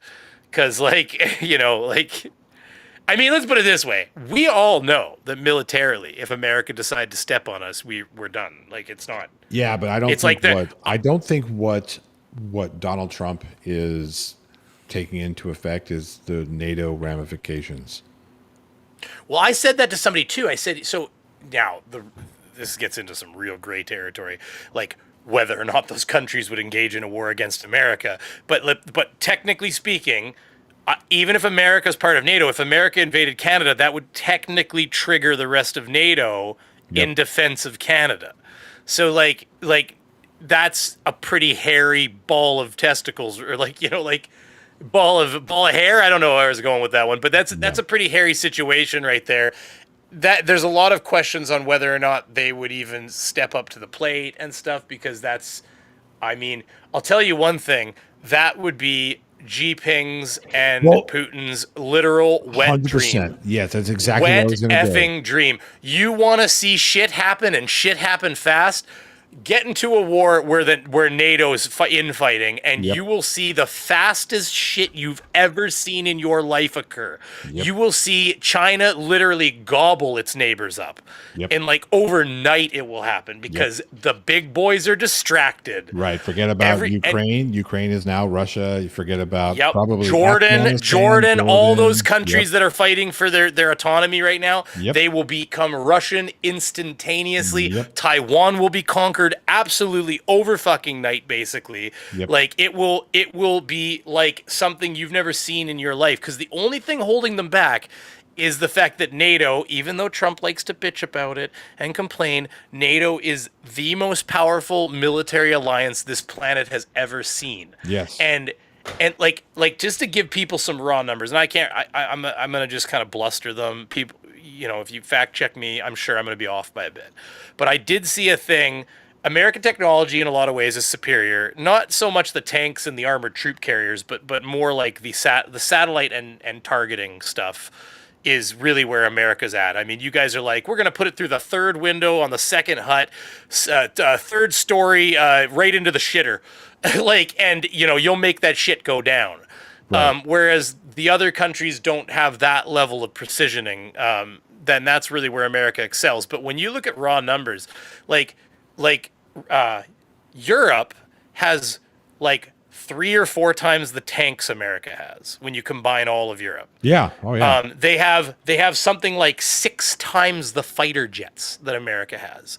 They have I think it was like America has like 3,000 infantry fighting vehicles, and it was like Europe has like 11,000. And so like when you actually look at raw numbers, and I think it was America's, I don't know if it's a standing army, but it was saying like 1.2 million, and Europe was like 1.4 or something million standing army. So when you actually combine Europe together, it's arguably another whole America right there. So, and then another fact that some people don't realize, I know we all criticize the Canadian military. I like to criticize it too. We have fun with it. We, like I'll give you a joke. Like they built a weapons museum, like a weapons of war museum, in Canada. The problem is they need to wait for us to finish using them so we can put them in the museum, right? Because the museum's empty right now. We like to tease ourselves about our military, but I'll give you one number I found out during the Ukraine war that was astonishing to me. So Russia, one of the big boys, I would argue China's the second big boy these days, and Russia's the third big boy.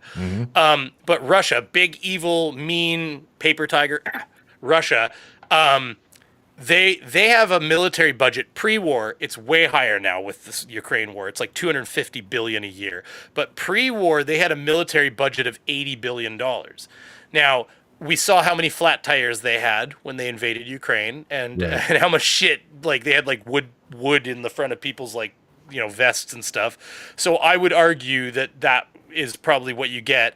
But what I'm trying to get towards here is, I don't think that full 80 million or 80 billion was making it to the military is what I'm getting at there. Right. But Canada, that has more accountability and proper, like Western style accountability for, where the money's going. We spend 40 something billion on our military. So Canada, the weak country of Canada, actually spent pre-Ukraine war 50% or slightly over 50% of what Russia spends on their military, and 100% of the money we spend on the military gets to the military. Whereas in Russia, I mean, who knows what the number was, but it might have been closer to like 40% to even like 60% maybe on the high end. Because, I mean, there was a lot of stuff that was supposed to have like they invaded and they found out their tanks that had this reactive armor on them didn't have reactive armor. They had they'd been stuffed with like clay, like chunks of clay tile and stuff so that they had the weight of a reactive armor. But somewhere along the way between when it was made and when it was delivered, somebody helped themselves to the reactive armor and like replace the insides. I mean, there was footage of Russians. I'm on Telegraph groups. There was footage of Russians laughing. They're recording with their phones. They're laughing as they're reaching in the bulletproof vests and pulling out the plywood chunks that have been inserted into the plate section of their bulletproof vests.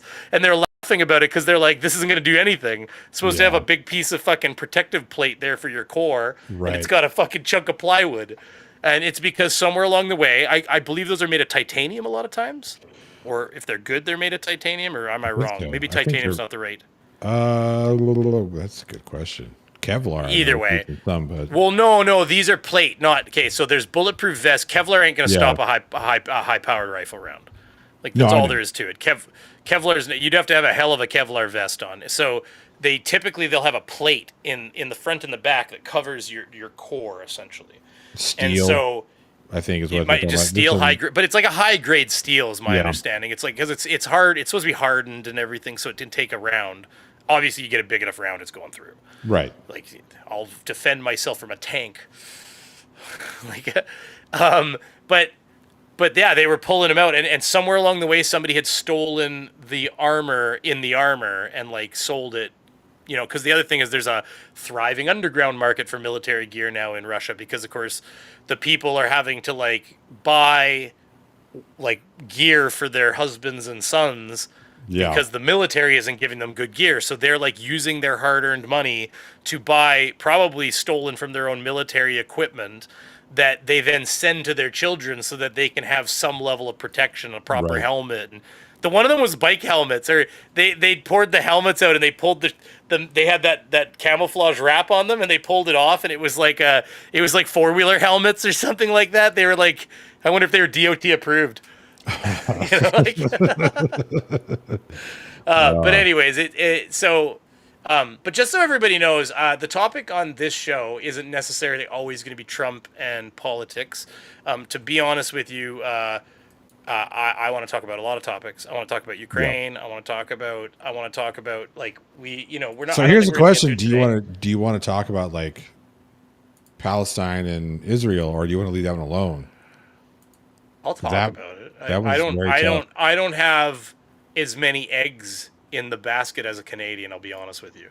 Like, there's like FA all I can do about it here. Like I can't. I mean, people Right. people here for I was just going to show you, like, this is like, we even were possibly talk about, like, there's these girls attacked on stream and everything, female streamers, some of the problems they deal with and stuff, but we're not going to worry about that today. We kind of hit the Trump thing early, and so I think we're just going to stick with that, and we're just going to end soon here. But no, as far as the Israel and Palestine thing, I don't have a problem talking about it. I mean, my views aren't extreme, so I mean, I'm not going to get myself in trouble either way. Like, Oh man, I got called. I I'll got give you flat my out view. called anti-Semitic because I said that somebody who participates in protests shouldn't be deported. But that makes me an anti-Semite. I don't think they should be deported necessarily. And now, if I don't think it is true, but if it was true that they were in the background working with some sort of Houthi rebel group, and that there was, like, some sort of collusion there, then I mean, the argument could be made for deporting a person like that. I don't think that there's room for you to be doing illegal stuff or planning illegal stuff or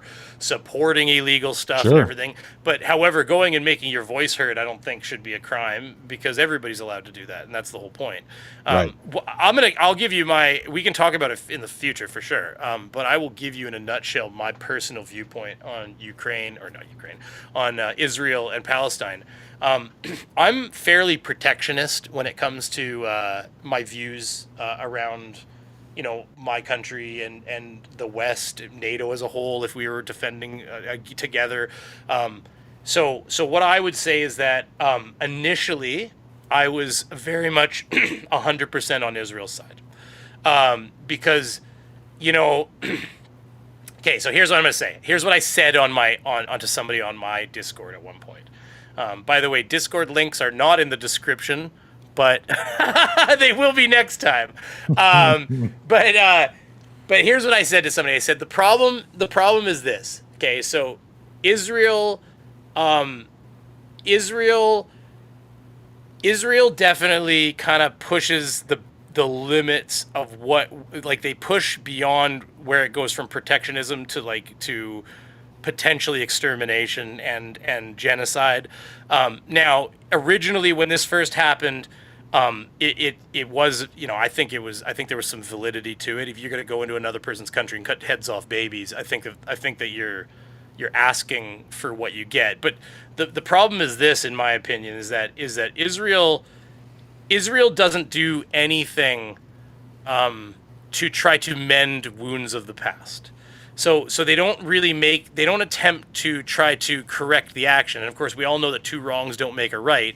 And so the problem is that I find that Israel doesn't do a lot. They let their settlers take over land that these people lived on, and they push them out, and they do all these things that really not only affect the lives of the Palestinians, but also really, put them on the back foot and really kind of make it hard for them even to step up and ever succeed as a people. But on the flip side, the Palestinians also don't do themselves any favors, because in what world would they ever best Israel? So to attack a country beside you, it'd be like, the best example would be Canada invading America. So one day we fire a bunch of rockets over the border and we invade a town in Minnesota, and we cut people's heads off, and we do all these malicious acts. We take women and we pull them down into some underground caves in the Manitoba area or whatever. Yeah. And then being like shocked Pikachu face when the literal sky around us lights on fire. Like, in what world would we ever have been able to do that to our neighbor who is militarily superior, and then not expect it to result in absolute pandemonium and chaos when it coming back over at us? I mean, it just doesn't seem logical to me to think that anything different would have occurred. And so I'm a very middle of the road person on that conflict. I think that both sides have some points to be made. However, at no point can you support, you can never support killing innocent people.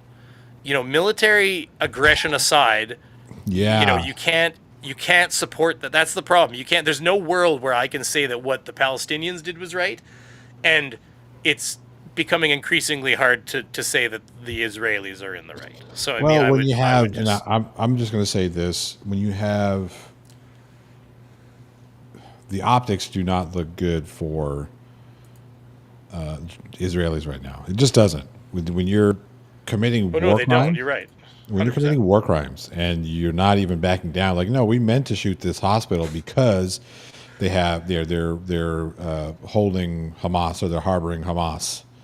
And like, well, it's still a war crime because, you know what I mean? Like, if you're going to sit there, if you're going to shout and complain about war crimes committed by the Hamas, don't sit there and turn around and commit the exact same war crimes that you are, you know, you're quote responding to.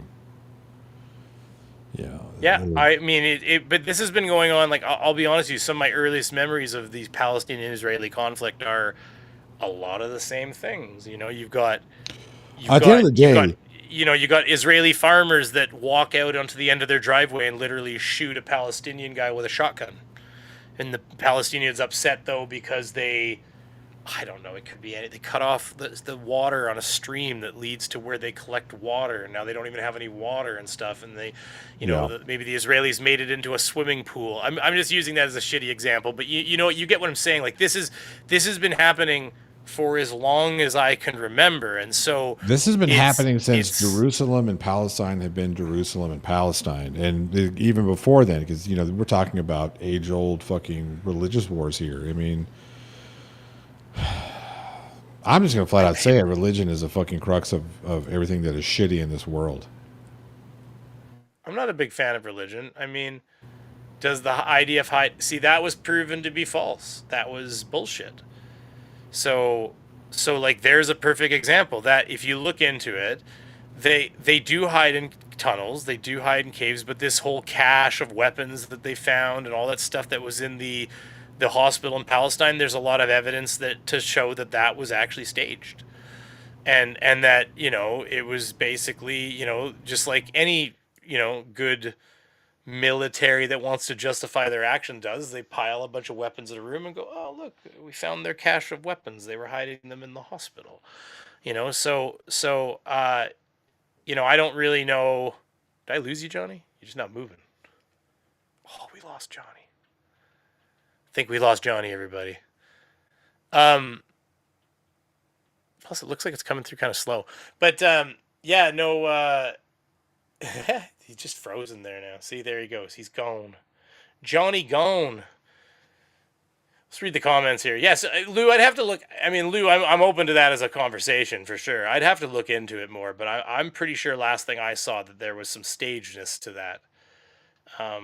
We'll give Johnny just a minute to come back so we can end out together, because I think we're kind of beyond. Well, we're an hour and 38 minutes. We're trying to keep these kind of tight. We don't want to ramble too long. Johnny is lost. We lost Johnny, everybody. Have a moment of truth. Hey, do you guys want to see my technical difficulty screen? Check this out.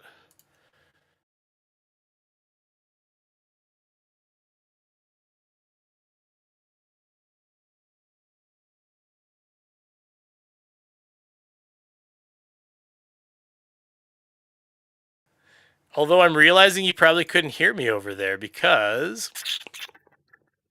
I discovered recently I have to add myself as a speaker, so you probably couldn't hear. So what I was saying is that's our technical difficulty screen, which Johnny is having technical difficulties. Here he is. Here's our big boy. All I was going to say about that whole, does the IDF hide under the hospital? I'm sorry, but it's a war crime to attack a hospital. Yeah, it's not. Yeah, they shouldn't. Fuck, what your reasoning is? It is a war crime to attack a hospital. It is a war crime to knowingly target civilians. I don't care who's fucking doing it. It's a war crime. I mean, both would be considered a war crime. That would be my answer exactly. It'd be you're not supposed to be hiding under a hospital. You're not supposed to be attacking a hospital. Right. So now, if I do understand the point, if you're firing missiles at my stuff from inside a hospital, then there may be problems here, and I don't know. I don't know that I could support either decision is hard to support as the problem. So those are examples of how war is kind of shitty and disgusting. But I do believe that when you look into it, there was a bit of staging going on in that situation because they've been caught doing this before. So Right. But You know? the most recent attack on the hospital, the Palestinian hospital, I don't think there were claims made that they were hiding weapons, more so than they were. Well, Making the they claim walked that through and they showed bags and that were hidden in there was like I don't know, there was a room that had I don't want to say MRI, it had just like I don't know, some scanner in the room. It was just Yeah. like a surgery room of some sort or something, and there was duffel bags of guns and and they said they were coming up through a hole in the ground and maybe there was an access to the tunnel, but I don't know. That let's face it, that's so fog of war at that point. That it's hard to ever really know what the truth is there. But there was, I believe, the last thing I saw on that is that there was some evidence that it was not real, and that was an example. And you know what? I don't think the Israelis are horrible people for no. So, like, that's the thing. Like, I don't want to be able to take this at extreme in either way. Like, I don't think they're horrible people for doing that. I think that, like, okay, so put yourself in the Israeli shoes. Okay, so you do attack a hospital because maybe you thought that. I mean, just to put it in context, the entire Bush administration told the American people there was weapons of mass destruction in Iran, or in Iraq, rather. They engaged in a war. They attacked Yep. Iraq.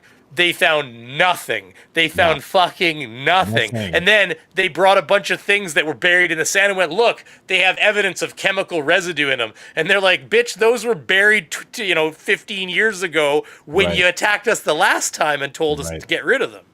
Like, and so these were like old munitions, and they brought them out and they said, look what we found. We found all these ancient munitions. And so this shows that they had the ability to produce them, and they were, and the Iraqis, again, were like, we buried those a long time ago because you told us to. You told us to, yeah. Like, you told us to. And so we got rid of them. And so, even America, you can bring perfect examples of when. Now, we can get into the whole thing of whether or not Dick Cheney knew or Bush knew. We're not going to debate that. It's history at this point. It is what it is. It happened. But we can definitely talk on the fact that it happened.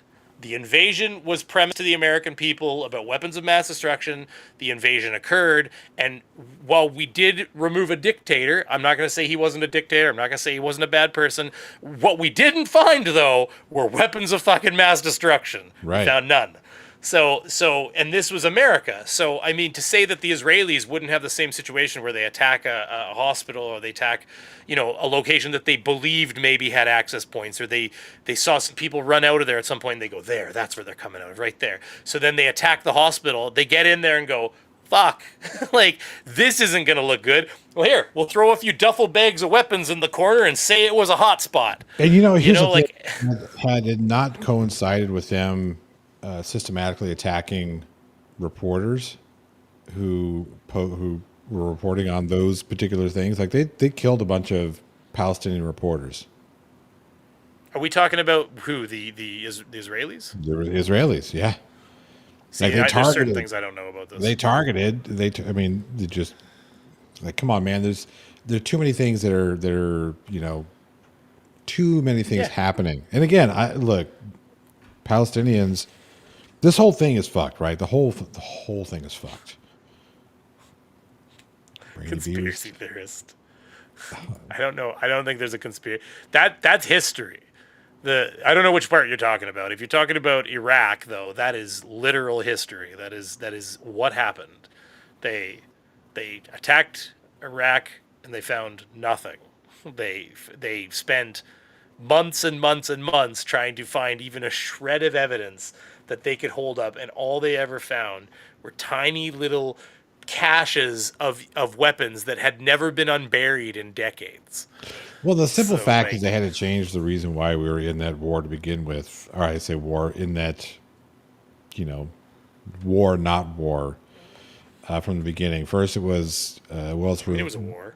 Well, sure, but we never officially declared war, so whatever. The whole idea. Isn't that like the difference between a war plan and an attack plan? Yeah, there you go. Fucking hell. Sorry. But no, it's like, We're gonna here we finish are. right away, but We've got three different reasons why we're in this. First was because of 9/11, so response to 9/11, and then you have the 9/11 Commission come out and say, hey, that was Saudi Arabia, not Iraq. Okay, well, that no, it's going to be weapons of mass destruction. Weapons of mass destruction. That's the reason why we're going after him. Hey guys, there are no weapons of mass destruction in Iraq. Oh, it's to liberate Iraq. That's what we're going to do. We're going to liberate That's Iraq. right. We went there to liberate them. The entire Yeah. thing was because we're good people Right. and we want to liberate them and their oil. Yeah, there you go. Right, there it is. Yeah. Guys, I hate to tell you this, but we have now become the occupying force of Iraq, so therefore they are still not liberated. It's actually hard to believe. It's funny you say that. You don't think about those things. Like, I was a lot younger then, obviously, but like, and when I say like we, like, Canada specifically was not involved in that conflict.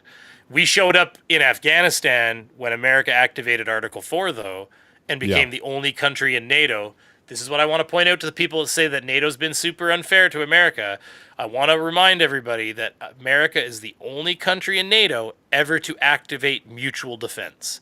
Yeah. And at which point every single country showed up. We sent 40,000 soldiers to Afghanistan, and we spent the next decade plus there with you. Yep. So, like, there are Canadians that are buried in the city right down the road from me at a gravesite that died in Afghanistan defending American freedom.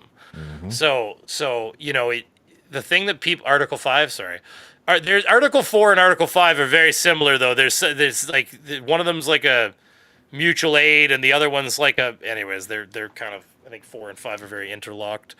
Lubricant asks, would the world be better off if the U.S. just stayed militarily at home instead of all they do? No, it wouldn't be. And here's the thing. No, it wouldn't be at all, 100%. When I was younger, I was typical of people like, warmongering Americans. As an adult, I understand why America reaches out and touches these places like the hand of God at times. Well, and here's the thing. When you built learned yourself that it up, wasn't good when you don't. Right. We learned a lot from during our isolationist period. That's the reason why Vietnam and all these different engagements taught you guys that you need to stay on top of things, or else they brew into something bigger. Yeah. Just like you look at Ukraine, Russia has constantly, for 500 plus years, has attacked their neighbors and taken just a little smidgen of land. Yep. They attack their neighbors and they take a little smidgen of land. They attack their neighbors and they take a little smidgen of land. And they just do it constantly. They just slowly chew at the edges of their border over and over and over again. And so this is just another chewing at the edge of the borders. But one of the things they also do when they conquer these places is they gang press the men into the military. Mm-hmm. So, and one of the things that they don't want to exist is Ukrainian identity. One of the easiest ways to get rid of that is when you conquer them, you force all of them into the military. Yep. And then you send them on relentless meat wave attacks where you grind your enemy down with never-ending waves of people like zombies. And in the process, you actually remove the undesirables that you wanted out of your culture. Now, if you look at the eastern side of Ukraine, this has already occurred. We don't even need to pretend it's not happening. We know it's happening. We've seen it happening. All of the, like not all, don't take my words that literally, but like a large portion of the men in the eastern side of Ukraine are already gone. The ones that, Russian-speaking Ukrainians that wanted to join Russia, and they helped fight with separatism, and Russia was fueling their civil war for years, providing weapons and all that stuff to keep it churning and stuff. Well, all those people that were fighting for separatism from Ukraine, they're all dead. Because the first thing that happened when Russia took those areas over is they slammed helmets on anybody they could and said, "Get up there, soldier." Yep. And so the problem is, if you let them conquer the rest of Ukraine, history has taught us that what Russia will do is they will turn them into a military force. And they've already ran drills and all kinds of things on how to close the Sawalski Gap. They want to reattach to Kaliningrad, and Putin, who is very detached from reality at this point. Even Macron, I mean, if you don't believe me, go look up the early days of the war. Macron, bless his French heart, he thought that he could talk to Putin and reason with Putin. He was calling, I don't know if you remember this, Johnny, at the beginning of the war, he was calling Putin frequently. He was having long conversations with Putin, and he was trying to say to Putin, like, hey, this isn't, you shouldn't be doing this. You shouldn't. But he eventually stopped, and his exact, I mean, it's not paraphrasing, but he basically went, and when he was asked about it, he said, Vladimir Putin is not living in the same universe that the rest of us are living in anymore. Oh, of course not. And Yeah. that he was basically like Putin was talking about history to Macron when they were having their conversations, but everything Putin was saying wasn't actually history. It was Putin's own imagined version of how history has gone over the last 100 or 200 years, and it was all fictional. It was all just this surreal like concoction that he's come up with over how everything is going. And so he's signed. I don't know if he's either just been so on top for so long, but he has a lot of yes men around him that tell him everything. Oh yes, we could do all these things. So I think he fully believes that he can do these things. But bottom line is, Wait, I he thought has we were already talking said. about. I thought we were talking about Putin. When did we switch to Trump? No, I never said Trump. Did I say Trump? No, you Oh, didn't. I see. But to finish, all I was going to say is Macron actually thought he could talk sense into Putin. He discovered that he was talking to a brick wall, and that Putin wasn't literally even existing in the same fundamental universe. And I think he said something like, you can't negotiate with a person who's not working off the same facts as you. Yeah, I mean, if you think about Putin and how long he's been in power and the way he's been able to stay in power and how much power he actually wields, no, that person is going to be detached from reality, because that reality is something so far from whatever we think, like our experience of reality and his experience of reality. It's so far, like, you know what I mean? Like, what would you do Yeah, in that 100%. situation if you had that much, if you controlled an entire country as large as Russia, a military as large as Russia at your fucking bidding? You say it, they do it. Like, that's the kind of power and control that Putin has. And when there's nothing in Russia that Putin can't get if he wants it. He just takes Well, it. he's basically as rich as Elon Musk too, Right. off of a civil servant's salary. So I Yeah, mean, right. he's been stealing money from that country for his entire reign. He's both rich and the military god, essentially. Yep. So I mean, I think he's just detached from reality. And then just anyways, just to finish this off, because I've been rambling too long. He's on record saying that he wants to reestablish the borders of the old Soviet Union. That means he has to, and don't forget, Moldova already has a little Transnistria, a little Russian breakaway region that they've fostered, because they foster all these little uprisings all around. And so, you've already got parts of Moldova that have uprisings in it that people want to join Russia, and you have, and then you have, Kaliningrad is separated, but they've talked about getting in there. And if they do that, part of the big problem there is that they actually create a separation between the mainland larger portion of Europe and NATO and the northern parts of Europe and NATO. It's not a big gap, and I feel like they'd be smushed. But at the same time, it's still there's this plan in place where, and so I just think that if you let them take, I mean, look at Poland. Poland's investing over like $300 billion over a few years. They're already like halfway into it right now. Yeah. And they also just announced they're drafting 200,000 more soldiers. Because they're gearing up, because they believe that they're next, essentially.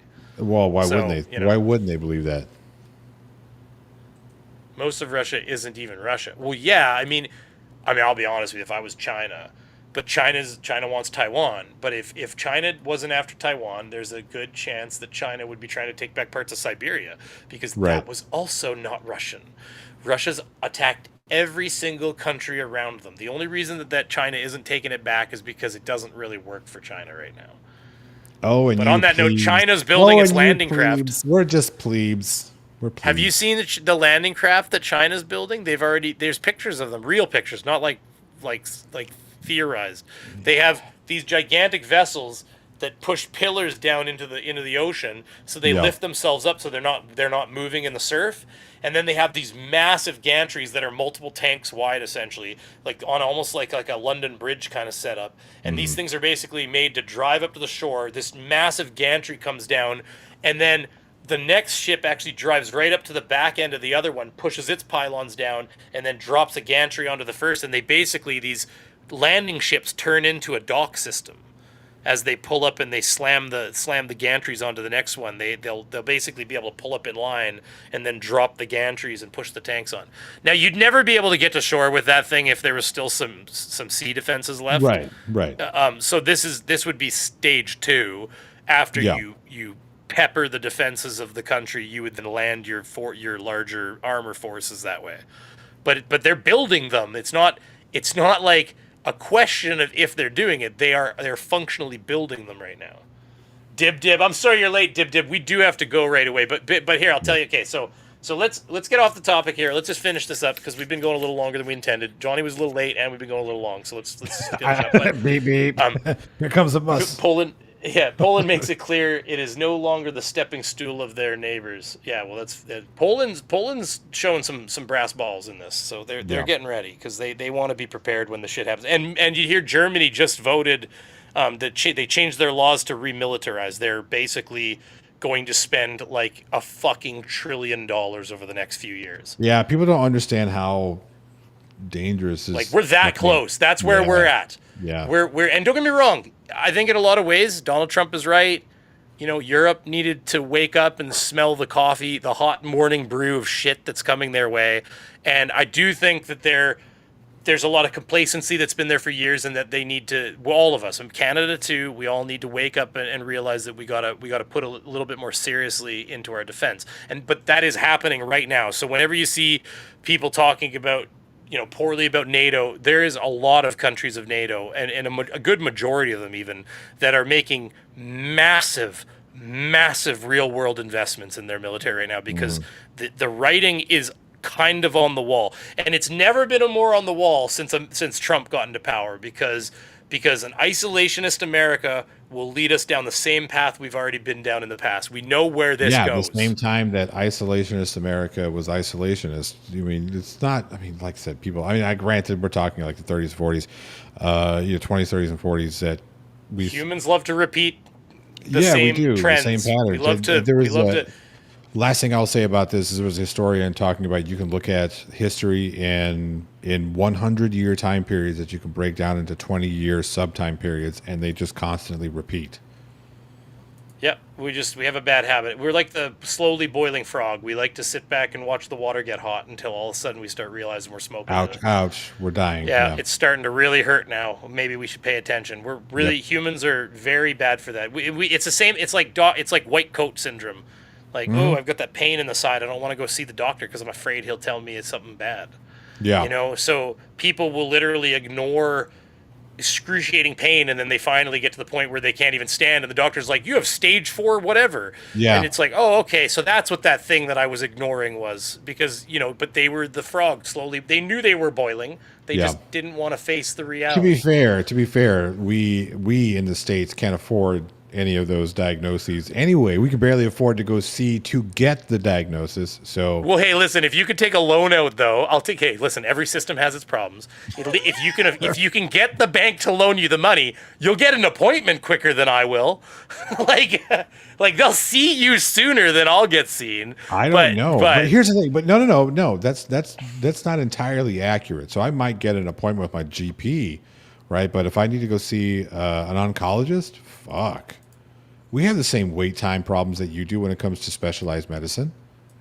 And it's gotten, so what they'll do here is if you're not like I had a problem with my knee where they didn't do surgery. They sent me for physio in the end, but my doctor saw a tumor in the knee and went, like a benign tumor, but he went, that shouldn't be there. That's probably why you're having knee problems. Yeah. And then he sent me to I had to wait like 3 or 4 months to sit down and have like a 5-minute conversation with a surgeon. The best surgeon for knees in the area, but he sat down with him, and he's like, I'm going to recommend physiotherapy. Like, the government paid for it all, but they're like, I'm going to recommend physio, not surgery. And I said, yeah, but isn't there a tumor in there? He said, of course, he's the expert. And he goes, there is. He said, but I'm going to be honest with you. He said, if I walk out on the street and grab a random person, there's a good chance they have that tumor in their knee. Because he explained how it's just like a fleshy sack of liquid, and he said that doesn't normally cause the problems, and he was right in the end, because when I went to they sent me to the same place the Winnipeg Jets go, like the hockey team when they've got like right. So you went to go see like the again, if I were to do that, They if I were to got, see yeah, the they big got, guy, well, because they get a bit of public funding, and if you get public funding, you're required to see a certain amount of the public. right? So but that's I kind of got the put point on a going- wait list to go to a sports medicine clinic, Right. And I'll tell you how good they are at what they do. The guy goes like this. He goes, hop up here. You know, you hop up on the bed, sitting there, and he's like, hey, he's like pushing on my knee and pushing around my knee, and he just goes and he's like, flex this muscle. He taps my thigh and he goes, flex this muscle. And then I went to flex it, and I was like, I lunged up in the bed. I went, holy fuck. And he's like, yeah, hop down. Like that was it. That was all he needed. He put his thumb on a certain tendon or something and literally said, flex this muscle. And I've never felt pain like that in my entire life. And I got diagnosed with patellofemoral, which is a thing where the tendon drifts off of its point, and so it causes like knee pain and all kinds of bullshit. But yeah, no, I went to a specialist, and then I waited. I don't know. I waited months for that appointment or something. But I also am not dying. Now, if I went in and they found a tumor that could be lung cancer or something, you can guarantee that I'll be pushing somebody's appointment back. Like that doesn't need an appointment in that special MRI. They'll have me in there and they'll be like checking out what's going on real quick, because they know that if they don't get to certain things like cancers and stuff right away, they're going to have a bigger, more costly problem down the road, and you're potentially unsavable. Right? Yeah, it's funny how when you think about preventative medicine being cheaper than it's whatever. I do have to say that there was somebody who said something very, very stupid in the side chat talking about U.S. has never been isolationist. That is 100% incorrect. I don't even remember the name, but somebody said never have they been, never the U.S. been isolationists. Yes, we were isolationists in the 30s. Yeah, I think that maybe surely that has to be sarcasm. I hope so. I really hope so. But that's because like World War II was. Like it was to give you an example, Canada had been in the war for fucking how many years at that point? We'd been helping our British allies and our European allies, and so America of course I'm not going to say we didn't need America's help. They definitely helped clinch it, and a lot of us wanted America to join the fight. And I'll give you a little piece of history. Canada intercepted war plans. And it was Germany contacting Mexico. And good on Mexico, they said no, or else history would have been very different in the world. Yes. But Germany contacted Mexico and said, hey, Mexico, we're going to try to invade America. And there was some plans to go in through Canada and down to America, but part of the plan was basically just like Japan from the west, Germany from the east, Mexico from the south. Yep. And they tried to cajole Mexico to join their plan, and Mexico, like I said no. Good decision. Canada intercepted these things, and America was already not joining the war, even though there was compelling evidence that they should. Now, we didn't give it to you right away because we were playing political games where we were trying to find the opportune time to drop this on you guys and be like, just so you know, Germany's plotting against you and, all this stuff. And then Pearl Harbor happened. Yep. And the moment Pearl Harbor happened, we went, I guess this is as good a time as any to let you know that Germany's also been plotting against you. And that's why you guys didn't just go to war with Japan. You engaged in both theaters at the same time. Right. Because the evidence was overwhelming that this entire time, because you got to remember, America was flooded with the same propaganda you see about Ukraine right now. Yep. This isn't our war. Who cares what happens in Europe? Let them fight it out. Yep. America doesn't need to be involved. It was all the same messaging occurred again. I mean, everything's cyclical. You go back to the Spanish flu and there was people holding up signs saying the Spanish flu isn't fucking real. Yep. And then 5 days later they were dead. Because it was very real. Yes. Anyways, we're talking too much now. So, hey, Johnny, and hey, next time I'll give you a bit more notice, and we'll get you to put a message out on your channel too, so we can draw in, we can get some more people in here too. Johnny O, I think everybody in the audience probably knows Johnny O of the Plot Hole. Yep. Where can they find you, Johnny? Oh, you know me. I'm all over the socials at the plot hole, or I think Twitter. Even I'm back on Twitter, so I can keep an eye on the stupid shit that these people say. I think it's plot hole 1. Yeah. Hey, Pitbull lover. Yeah, Pitbull lover. And then, hey, Shifty Eye Shady, I really appreciate you sticking in here with us and hanging out with us. Because I know that, well, maybe I'm wrong, too. It's hard to, through little tiny text blurbs, get your exact premise of your notion and how you feel about things. But initially, there was a little bit of, obviously, you may or may not be a Trump supporter. I don't even know. But if you are, I appreciate you being here and having the conversation with us. I don't think that we're trying to.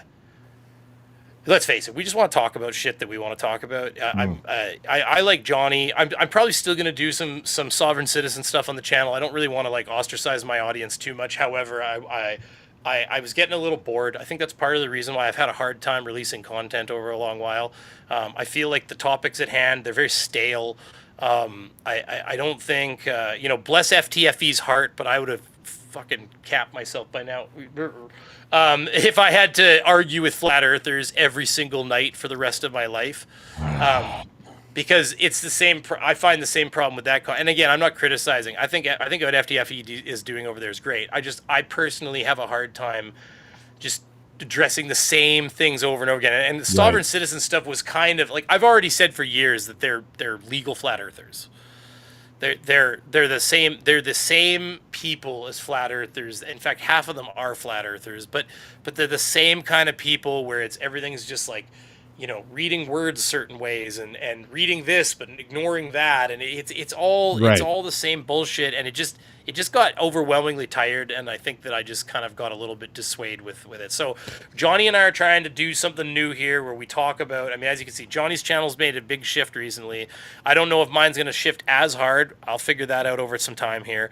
But what we are going to be doing is we're going to be trying to engage in weekly or bi-weekly at the very least, hour and a half, 2-hour streams where we talk about what's on our mind. And it's not always going to be Trump. It's going to be, like I said, Ukraine war. It could be entertainment news. We might be talking about what Moist Critical's doing next week. I don't even know. We'll find out what happens. Yeah. So for some people, if you're old enough and you're like, what the fuck's a Moist Critical? Then we'll bring you up to speed, just stick around. We'll give you all the deets. But here's the, absolutely. We'll get you there. We have like big things that happen, like with the whole, leaking war plans on Signal. That's going to be something that's going to be, fucking hell. This came out, 4 days ago, and here we are. Just, Jesus, Murphy, fuck, it just gets worse and worse and worse. Yeah, we're going to talk about it. But, there could be something cool, like, George Lucas talking about the political undertones of Star Wars with James Cameron, which I think is fucking hilarious. Did that just happen recently or what? Yeah, it did. Oh God, I gotta look at that. Yeah. Did you see Bill Murray? But do you see Bill Murray on Hot Things or Hot Wings or I did. He fucking handled that shit like a champ, man. I gotta say, man. Just had a little tear. Did you see? Yeah. Did you see at the end they had? They had what's his name? Pete. Yeah. Pete. God. What's his name? Yeah, I know what you're talking about. Yeah. It was. All I was gonna say. He's allergic to capsaicin too. Pete, what's his name? Is he actually though? Yeah, because he was on there before and got to a certain level where he started having a reaction. Well, he. It's not that he was. They joked about it. They said we hauled you off for your safety, is what they said. But the part. So. No. He was on. He was.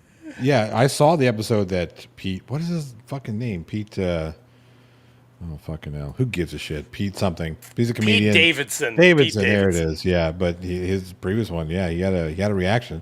A lot of people are. There are many people out there who are allergic to capsaicin. But here, I just because I thought it was funny, I'm just gonna show this one part here. You gotta share the screen. Oh, did I not? Oh, I didn't hit the transition button. That's where I went wrong. Here.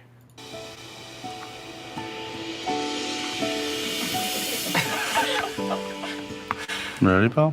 All right. Cheers, guys. Cheers. This one's like a couple million what is it? What do they use as a rating? Do you? What are these? Scovels. That's the one I was looking for. Look at much Pete. I don't. Motherfucker. He's like, I don't know why I thought it would be better. But then in a minute they ask him a question. I just want to get him to reply once because I don't want to get tagged by hot ones. And 2-ply cottonelle. Yeah, the good toilet paper, you know, not the some wet wipe. But you got was it Bill hugs him, eh? No, not the.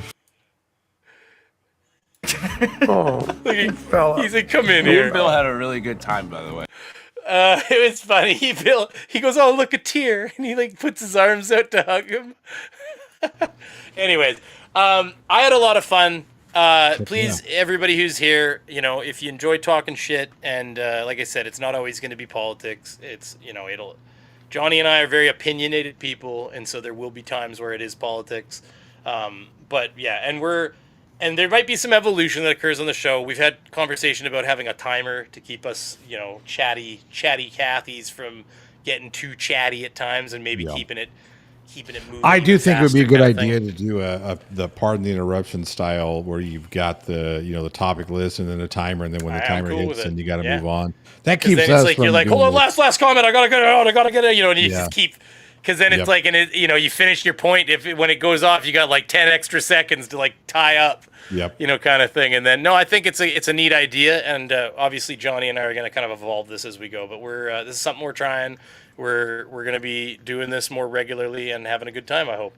Yeah. So, Johnny, anything you want to say? Obviously, you can find Johnny at the Plot Hole. Yep. I'm Beaver Zer0. If you're over on Twitch, which nobody's over on Twitch. Oh my God, there's somebody over there. What the fuck happened over here? The one Twitch person. I'm like, oh no, there was a bot. there was a bot advertising like hot young singles or something. I don't know what it is, but we got a bot over there. So hey, listen, I'm a firm believer. If you're attracting bots, you're doing okay at the very minimum. Right. You're doing something right. But anyways, so for anybody who tuned in, I really appreciate you coming. Do me a favor, hit the like button if you haven't. Check out Johnny at the Plot Hole. You definitely need to want to hear about politics right now if you're going to be at Johnny's channel. I have not figured out exactly which alignment my channel is going to take in that regard, but I probably will be talking a little bit more about politics, especially during our live streams. So, yeah. So, Johnny, anything else? I got a new video coming out tomorrow. It's kind of wrapping up all the shenanigans that have gone on during this past few days. So go check it out.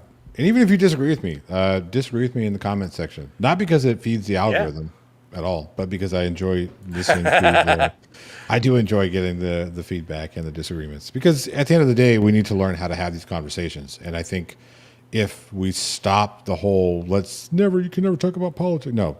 Talk about politics. Just learn how to have the conversation. I mean, I'm not the greatest person, but I'll learn to.